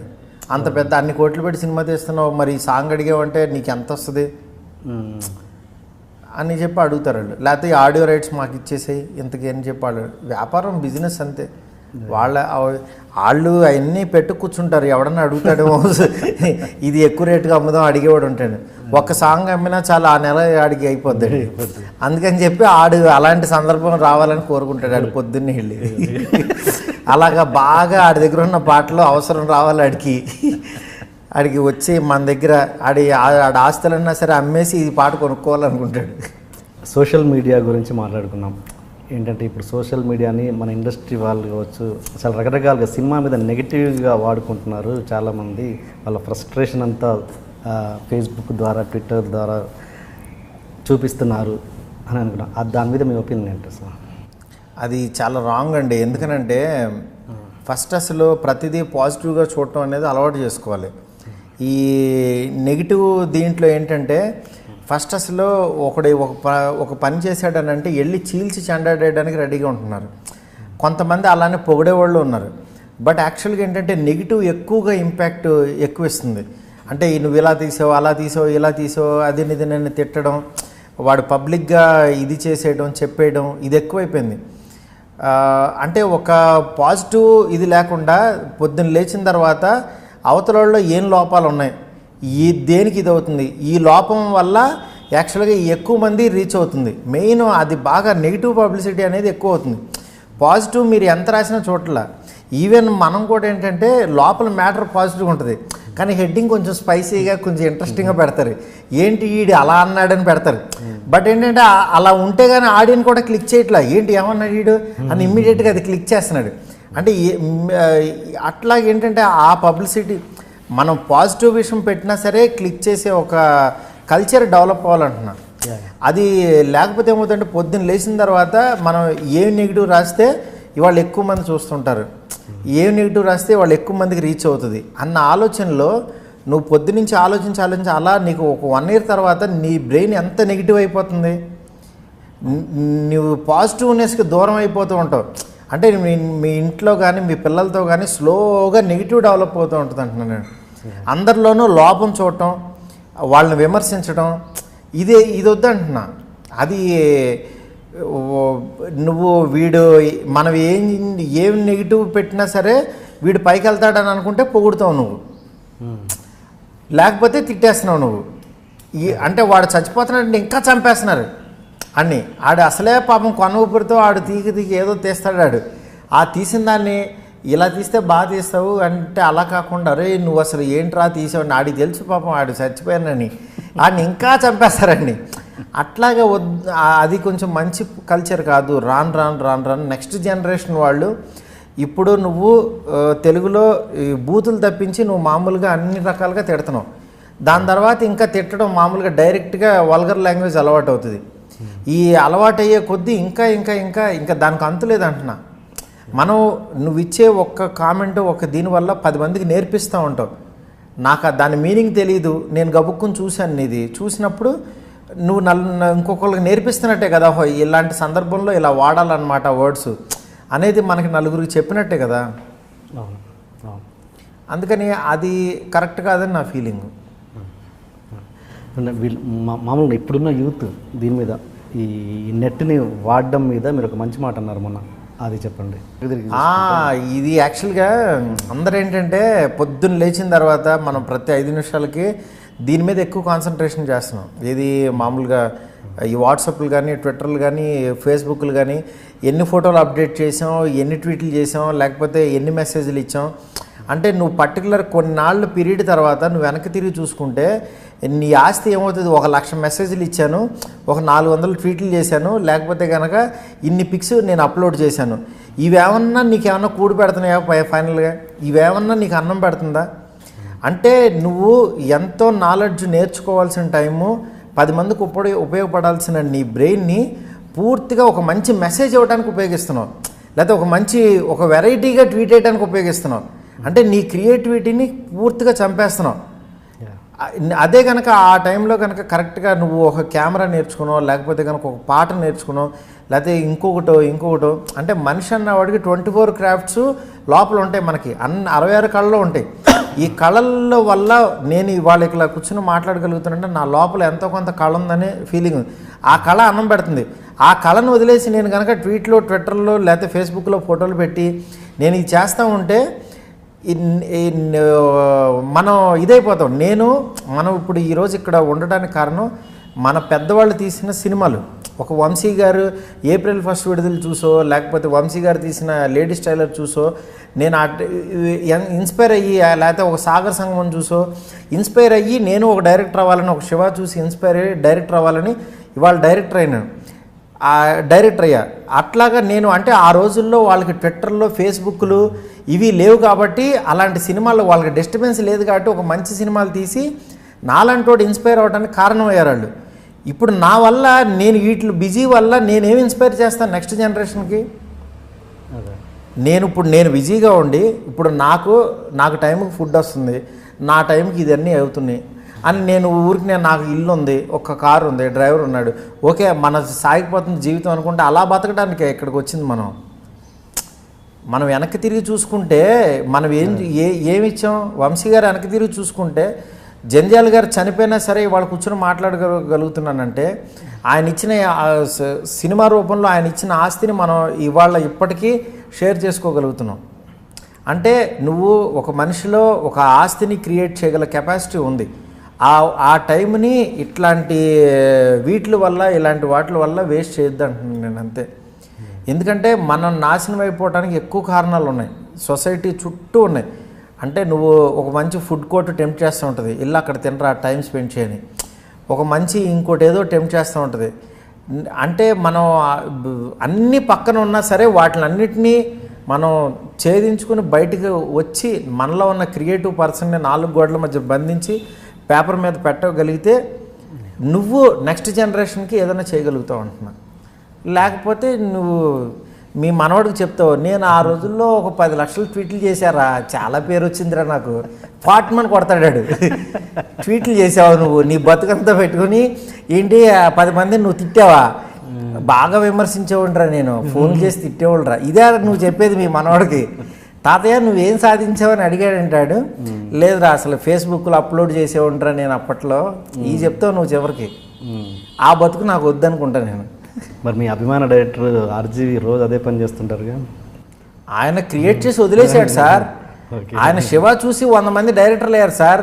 ఒక పర్సన్ వల్ల అంతకు మించి ఇంకేం చేస్తారు సార్? ఆయన వల్ల నేను ఒక కెమెరా ఒకటి ఉంది, ఒక 5D కెమెరా ఒకటి ఉంది, దీంతో సినిమా తీయించని నేను నేర్చుకున్నాను సార్. ఆయన ఒక డైరెక్టర్ని క్రియేట్ చేశాడు. ఆయన ఇప్పుడు ట్వీట్లో చేయొచ్చు, సాధించి చెయ్యి నువ్వు అంటున్నా. నువ్వు సాధించకుండా నువ్వు కూర్చుని ట్వీట్లు చేసి నువ్వు ఫేస్బుక్లో అప్లోడ్ చేసి ఫోటోలు పెట్టుకుని వాడేం మెసేజ్లు ఇచ్చాడు వీడేం మెసేజ్లు ఇచ్చాడు చదువుకుని సాయంత్రం ఒక అరగంట సొల్లుగోలు చెప్పుకుని ఫోన్లో ప్రతి సినిమాని విమర్శించుకుంటూ తిడుతూ, ప్రతి శుక్రవారం సినిమా రిలీజ్ అవుద్ది, ఫస్ట్ వెళ్ళేది ఈ విమర్శకుడే. ఫస్ట్ ఈ సినిమా నాశనం అయిపోవాలనుకుంటూ ఆడు వెళ్తాడు, దీన్ని ఎప్పుడు తిట్టుకుంటా బయటకు వద్దామని. ఇంటర్వ్యూలో ఏం లేదు కదా అంటాడు. దాంట్లో ఉన్నా సరే పక్కన వాళ్ళందరినీ 10 మందిని ఒప్పిద్దామని ట్రై చేస్తుంటాడు. సినిమా అయిపోయిన తర్వాత మళ్ళీ ఆడు 10 మందికి ఫోన్ చేసి ఏం లేదంట కదా మ్యాటర్, దాంట్లో సెకండ్ హాఫ్ పడిపోద్దంట కదా, మండే నుంచి కలెక్షన్లు ఉండవంట కదా, ఇవన్నీ అంటాడు. 10 రోజుల తర్వాత మళ్ళీ ఆడే ఎందుకు ఆడిందో మరి ఆడి లక్, నెక్స్ట్ సినిమా ఏం లేకపోవటం ఇది పట్టుకుంది అంటాడు. అంతేగాని ఆడిలో క్రియేటివిటీ ఉంది, ఆడు మంచి డైరెక్టరు, ఆడు పెద్ద అయ్యి చాలా గొప్పడవుతాడని మాత్రం నీ నోట్లోంచి రాదు, చచ్చిపోతుంది అది. అదంటున్నా. మీరు ఎట్లా వాడతారు ఇంటర్నెట్ని? నెట్ దేవుడి దేవాల నాకు రాదు.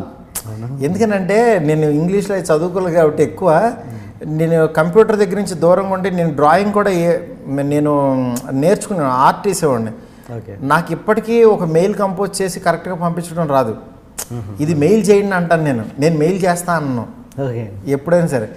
నెక్స్ట్ నాకు వచ్చింది వాట్సప్, నా బతుకు చాలు వాట్సప్ ఒకటి. దానిలో వచ్చిన మెసేజ్లకు ఆన్సర్లు ఇస్తూ ఉంటే చాలు. ట్విట్టర్ ఒకటి అది కొంచెం నేర్చుకున్నాను, ఎందుకంటే నేను డైరెక్ట్గా ఎక్స్ప్రెస్ చేయాలనుకున్నాను కాబట్టి అంతవరకు చూస్తాను. వేరే వాళ్ళు ఏం ట్వీట్ చేశారు, వాడేం తిట్టాడు, ఈ ఫ్యాన్స్ ఏమో ఇదే, అవన్నీ చూడను. మళ్ళీ నేను వేసిన ట్వీట్కి కింద ఎవడిచ్చాడు అవి కూడా నేను చూడను. ఫేస్బుక్ అనేది అసలు నాకు తెలియదు అసలు దాని గురించి. మామూలుగా ఒక చిన్న బడ్జెట్ సినిమాలు తీసేటప్పుడు మన టార్గెట్ ఆడియన్స్ ఎవరై ఉండాలి? చిన్న బడ్జెట్ సినిమాలు తీసేటప్పుడు టార్గెట్ ఆడియన్స్ పర్టికులర్గా అంటే నువ్వు ఎవరిని టార్గెట్ చేసి తీస్తున్నావు అంటే ఎవరు ఫస్ట్ నూన్ షోకి ఎవరు వస్తారు? ఫస్ట్ యూత్ వస్తారు. అంటే ఆడు కాలేజ్ మానుకుని ఆడు ఫస్ట్ సినిమా ట్రైలర్ బాగుందంటే వాళ్ళే వస్తారు. ఫ్యామిలీస్ రెండో వారం వస్తారు ఎప్పుడైనా సరే. ఖచ్చితంగా యూత్ కోసం సినిమా తీయాలి. ఆ యూత్ కోసం సినిమా తీసే దాంట్లో ఒక పెళ్లి చూపులు అవ్వచ్చు, ఒక ఈ రోజుల్లో అవ్వచ్చు, కంటెంట్ నీ ఇష్టం. కంటెంట్ నువ్వు చెప్పే విధానం బట్టి నీకేం స్ట్రెంగ్త్ ఉందో అది చెప్తావు నువ్వు. ఒక ఆనంద్ సినిమా అవ్వచ్చు, ఒక చిత్రం అవ్వచ్చు, ఓకే, ఏదన్నా అవ్వచ్చు. ఓకే, అది కంటెంట్ మాత్రం అంటే బిగినింగ్ బడ్ స్టేజ్లో ఉంటాం కాబట్టి మన దగ్గర డబ్బులు ఉండవు, కాబట్టి మన దగ్గర యాక్టర్లు ఉండవు, కాబట్టి కంటెంట్ని నమ్మి వచ్చేది మాత్రం యూత్. కుర్రోళ్ళు ఏంటంటే ట్రయల్ బాగుంది, ఇదేదో చాలా బాగుండేట్టు ఉందంటే వాడు పాపం ఏ స్టార్ ఉన్నాడనేది చూడరు, ఇమ్మీడియట్గా సినిమాకి వస్తారు వాళ్ళు. ఓకే, మీరు బిగినింగ్లో 5Dతో తీశారు కదా సినిమా ఈ రోజుల్లో? అవును, ఈ రోజుల్లో అదొకటే తీసారా? తర్వాత బస్ స్టాప్ కూడా 5Dతో తీశారు కదా. ఇప్పటికి అంటే ఇప్పుడు మీరు 5D స్టాప్ చేశారు అంటే స్టార్స్తో అంటే ఇప్పుడు ఎందుకు తీయలేకపోతున్నారు 5Dతో? ఇప్పుడు తీస్తేనే కదా స్టార్స్తో మీరు 5D పెట్టి తీస్తే అప్పుడు కదా బడ్జెట్ తగ్గేది. అంటే ఇప్పుడు జనం మన సినిమాకి ఇంత పే చేస్తున్నారు అంటే మన సినిమాని ఎక్కువ మంది చూస్తున్నారు అంటే ఎక్కువ మంది మన సినిమా చూస్తున్నప్పుడు ఖచ్చితంగా వాళ్ళకి ఒక క్వాలిటీ ఫిలిం చూపించాలి, ఇంకా ఇంకా ఇంకా క్వాలిటీ ఫిలిం చూపించాలి. 5D అనేది దాని రేంజ్కి ఓకే. ఓకే, ఇప్పుడు జనం చూస్తున్నప్పుడు నీకు ఇప్పుడు నీ హోటల్కి వస్తున్నారు, ఈ అప్పట్లో అరిటాకు మీద వీళ్ళు బాగా సక్సెస్ అయిందని చెప్పి ఇదంతా పెంచి నువ్వు అరిటాకే వేస్తున్నావు అనుకో, ఏంట్రా బాబు ఇంత సంపాదించుకున్నావు, పైన బిల్డింగ్ కట్టావు, అన్నీ చేసి ఇంకా అరిటాకే వేస్తావు, కాస్త మంచి పెట్టి అంటారు. ఓకే, అదే చేస్తున్నా నేను, ఇంకా మంచి దాని డెకరేషన్ బాగా చేస్తున్నా అంతే. సో చిన్న సినిమాల వరకు 5D ఓకే, పెద్ద అంటే నేను ప్రూవ్ చేసుకున్న తర్వాత అంటున్నా, ప్రూవ్ చేసుకున్న తర్వాత 100% బిజినెస్ వస్తున్నప్పుడు నేను దాంట్లో నేను ఒక్కడిని తినేటివి ఎందుకు, ఇంకా బాగా చూపించాలి కదా, జనానికి కూడా మంచి సినిమా ఇవ్వాల్సిన బాధ్యత నాకు ఉంటుంది కదా. అది నిజంగా ఒక కంటెంట్ ఉన్న సినిమా ఇప్పుడు భలే భలే మగాడు ఇలాంటి సినిమా 5Dతో తీస్తే నడవదంటారా? ఎందుకు నడవదు? హ్యాపీగా నడుస్తుంది. కంటెంట్ ఎప్పుడు నడుస్తుంది సార్. మీకు బలబల మగాడు వేలో మేము ఒక కలర్ ప్యాటర్న్ ఫాలో అయ్యాం, ఒక బ్లూస్ అవి మంచి బ్యాక్ లైట్ హైలైట్స్ వేసుకున్నాం. ఇట్లాంటి వర్క్ చేస్తే ఇంకా మీకు ఏమవుద్దంటే అది సినిమా వచ్చినప్పుడల్లా ఆ కలర్స్ ఆ ప్లెజెంట్గా ఇంకా మీకు చూడాలని ఇంట్రెస్ట్ క్రియేట్ అవుతుంది అంటున్నా. మీకు అదే చెత్తగా తీసాను అనుకోండి, మంచి కంటెంట్ ఏంటి ఇంత దరిద్రంగా తీసాడు అనుకుంటారు. అందుకే తేడా అది. ఓకే, అదే తేడా. సునీల్తో మీది ఒక ప్రాజెక్ట్ ఆగిపోయిందా? సునీల్తో చేద్దామని అనుకున్నాను. ఇదే భలే భలే మగాడి భలే భలే మగాడివే కథ కూడా చెప్పాను, తను ఆ టైంలో డెవలప్ చేయకుండా పాయింట్ చెప్పాను, బాగుంది దీన్ని నువ్వు కొంచెం రేంజ్ పెంచి చెయ్యి అని అన్నాడు. కానీ ఏంటంటే తను ఏంటంటే యాక్షన్ టోన్లో చేస్తే బాగుంటుందేమో, అంటే ఒక ఇలాంటి క్యారెక్టరు ఒక్కడిలాగా ఒక అతడిలాగా చేస్తే ఎలా ఉంటుంది, ఒక అమ్మాయిని తీసుకెళ్తే ఆడు మర్చిపోయాడు, అలా కూడా చేయొచ్చు. అంటే క్యారెక్టర్కి రేంజ్ ఉంది, ఈ క్యారెక్టర్ని పెద్ద స్థాయిలో నువ్వు అంటే తను అప్పుడు మర్యాద రామన్న అవి చేసుకున్నాడు కాబట్టి ఆ స్థాయిలో ఆలోచించాడు అనమాట. అలా చేయండి నాకు కొంచెం భయం వేసి అలా కాదులే ఒక లవ్ స్టోరీ లాగా వెళ్దాం అని చెప్పి సింప్లిఫై చేసి అని నానికి చెప్పాను అనమాట. ఓకే, అంతే. ప్రజెంట్ డిజిటల్ మీడియాకి వస్తున్నారని విన్నాను, అది అంటే ఆపర్చునిటీ అనేది క్రియేట్ చేయొచ్చాను అంతే. దానివల్ల ఏమో డబ్బులేం రావు, డబ్బులేం వచ్చే ఉండవు దానివల్ల. అంటే వెబ్ సిరీస్లు అవి ఇప్పుడు ట్రెండ్ ఉంది కాబట్టి మోర్ ఎవరికైనా కంటెంట్ చెప్తే అంటే చాలామంది ఏంటంటే ఒక సినిమా ఫ్లాప్ హిట్ అయిన వాళ్ళ గురించి మనం మాట్లాడుకున్నాం, ఒక సినిమా తీసి ఫ్లాప్ అయిన పరిస్థితి గురించి మాట్లాడుకోలేదు. వాళ్ళ పరిస్థితి దారుణంగా ఉంటుంది, ఆడి వెనక్కి వెళ్ళి వేరే పని చేసుకోలేడు, ఇలానే ఆడికి సినిమా అవకాశం రాదు, ఇంకా వేరే సినిమాలకి కో డైరెక్టర్గా పనిచేయాల్సి వస్తుంది. అలా అందరూ తీసుకోలేరు. ఏది పూలమ్మిన చోటే కట్లమ్మటం అనేది వాళ్ళకి చాలా ఇబ్బందిగా ఉంటుంది. వాడికంటే కిందోడు మంచి డైరెక్టర్గా నిలబడతాడు, ఆడి దగ్గరే కో డైరెక్టర్గా పనిచేయాల్సి ఉంటుంది. ఇట్లాంటి చాలా పాపం సైకలాజికల్గా చాలామంది దెబ్బతింటారు. ఈ అంటే మనకి ఎవ్రీ ఇయర్ 200 సినిమాలు రిలీజ్ అవుతున్నాయి. ఈ 200లో కేవలం మనకేంటంటే ఒక 10 సినిమాలు మాత్రమే హిట్ అవుతాయి, 10 సినిమాలకు మాత్రమే డబ్బులు వస్తాయి. మీరు లాస్ట్ ఇయర్లో హిట్ అయిన సినిమాలన్నీ లెక్కేసుకుని దాంట్లో దేనికి డబ్బులు వచ్చినాయి, డబ్బులు రాని సినిమాలు ఏంటంటే లెక్కేసుకుంటే ఒక 10-15 సినిమాలు ఉంటాయి అంతే. యావరేజ్లో అన్నీ కలుపుకుని ఒక 20 సినిమాలు ఉంటాయి. మిగిలిన 180 సినిమాల్లో 100 మంది కొత్త డైరెక్టర్లు ఉంటారు. ఎవ్రీ ఇయర్ 100 మంది కొత్త డైరెక్టర్లు వస్తున్నారంటే మీకు వాళ్ళందరూ ఎక్కడున్నారు, ఏం పనులు చేసుకుంటున్నారు ఇప్పుడు? అలాంటి వాళ్ళకి తెలియకుండా ఈ డిజిటల్ మీడియా అనేది ఒక ప్లాట్ఫామ్ అయ్యి లక్కీగా దాంట్లో ఏంటంటే కొంతమంది ఈసారి పెద్ద కథ చేద్దామని ఒక 80 మంది పెద్ద హీరోల కథలు చేయడానికి రెడీగా ఉంటారు. వాళ్ళు 4-5 సంవత్సరాల తర్వాత రియలైజ్ అవుతారు. ఈలోపు అప్పులు చేసి రన్ చేస్తూ ఉంటారు మామూలుగా, ఈ కథ సక్సెస్ అవ్వగానే మనం ఇదని. ఈలోపు యాక్చువల్గా పాపం రియాలిటీలో ఉండి అటు కిందకి వెళ్ళి ఇది ఉన్న వాళ్ళు ఉంటారు. అలాంటి వాళ్ళు ఎవరన్నా ఉంటే ఈ వెబ్ సిరీస్ ద్వారా వాళ్ళని వాళ్ళు ప్రూవ్ చేసుకునే అవకాశం ఉంటుంది. కాబట్టి ఒక ఫ్లాప్ ఇచ్చినా సరే డైరెక్టర్ని మనం ఇమ్మీడియట్గా కింద స్థాయిలో పడేయలేం. అది ఒక ఫ్లాప్ కారణం 1,000,000 కారణాలు ఉంటాయి. అతను తీసుకున్న కంటెంట్ కనెక్ట్ అయ్యి ఉండకపోవచ్చు. అలానే టెక్నీషియన్ అవమానించలేమంటున్నా. అతనిలో ఒక మంచి టెక్నీషియన్ ఉంటే డెఫినెట్గా వెబ్ సిరీస్లో కూడా ప్రూవ్ చేసుకుంటాడు. అలాంటి వాళ్ళు ఎవరన్నా ఉంటే వెబ్ సిరీస్ ద్వారా చేద్దామని చెప్పి అనుకున్నాను అనమాట. మీ ఓన్ ఛానల్ పెట్టా లేకపోతే? ఓన్ ఛానల్ కదా సార్, నేను ఇట్లా iDreamతోనూ ఇట్లా టైఅప్ అయి చేద్దామని ప్లానింగ్ అనమాట. ఓకే. మీ అసలు పేరు మారుతి శివాత్మ అంటే అది న్యూమరాలజికల్గా ఉంటుందని చెప్పి ప్రేమిస్తే సినిమాకి శివాత్మ అనేసాను. న్యూమరాలజీ దీంట్లో ఆ సినిమా హిట్ అయింది. సేమ్ పేరు మహా అని ఒకసారి సినిమాకి వేసాం, అది పోయింది. ఇక అప్పటి నుంచి శివాత్మ కూడా ఎత్తేసాను, డైరెక్ట్గా మారుతుంది.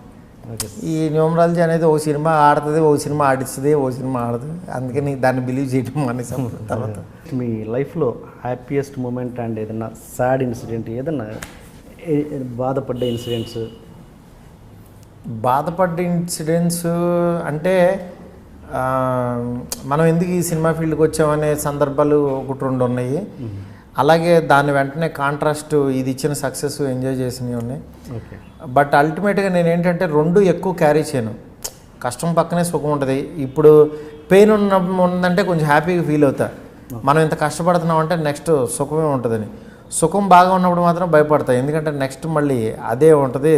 ఆ పెయిన్ మనం తట్టుకునే కెపాసిటీ పెయిన్ రావాలని కోరుకుంటా, అలా ఆలోచించుకుంటా. ఎందుకంటే ఎక్కువ హ్యాపీ మూమెంట్ని మాత్రం నేను తీసుకోలేను, అది డేంజర్. అది దాని తర్వాత ఖచ్చితంగా ఎలా పడతామో ఎక్కడ పడతాం అనేది పట్టం కూడా ఉంటుంది. అది లైఫ్ అది ఏది సాఫీగా ఉండదు కదా, స్ట్రైట్గా వెళ్ళిపోదు కదా. ఈ హ్యాపీనెస్సే పూర్తి స్థాయిలో ఉంటుందని అనుకోవడానికి వీలేదు. ఎక్కడ పడతాం ఎలా పడతాం ఆ పడేది మనం తట్టుకునేది ఉండాలి. అందుకని దీన్ని కొంచెం నోటలు చేసుకుంటూ ఉంటాను నేను, అంతే. అండ్ మీ ఫైనల్గా మీ లైఫ్ ఫిలాసఫీ ఏంటో చెప్పండి. లైఫ్ ఫిలాసఫీ ఒకటేనండి,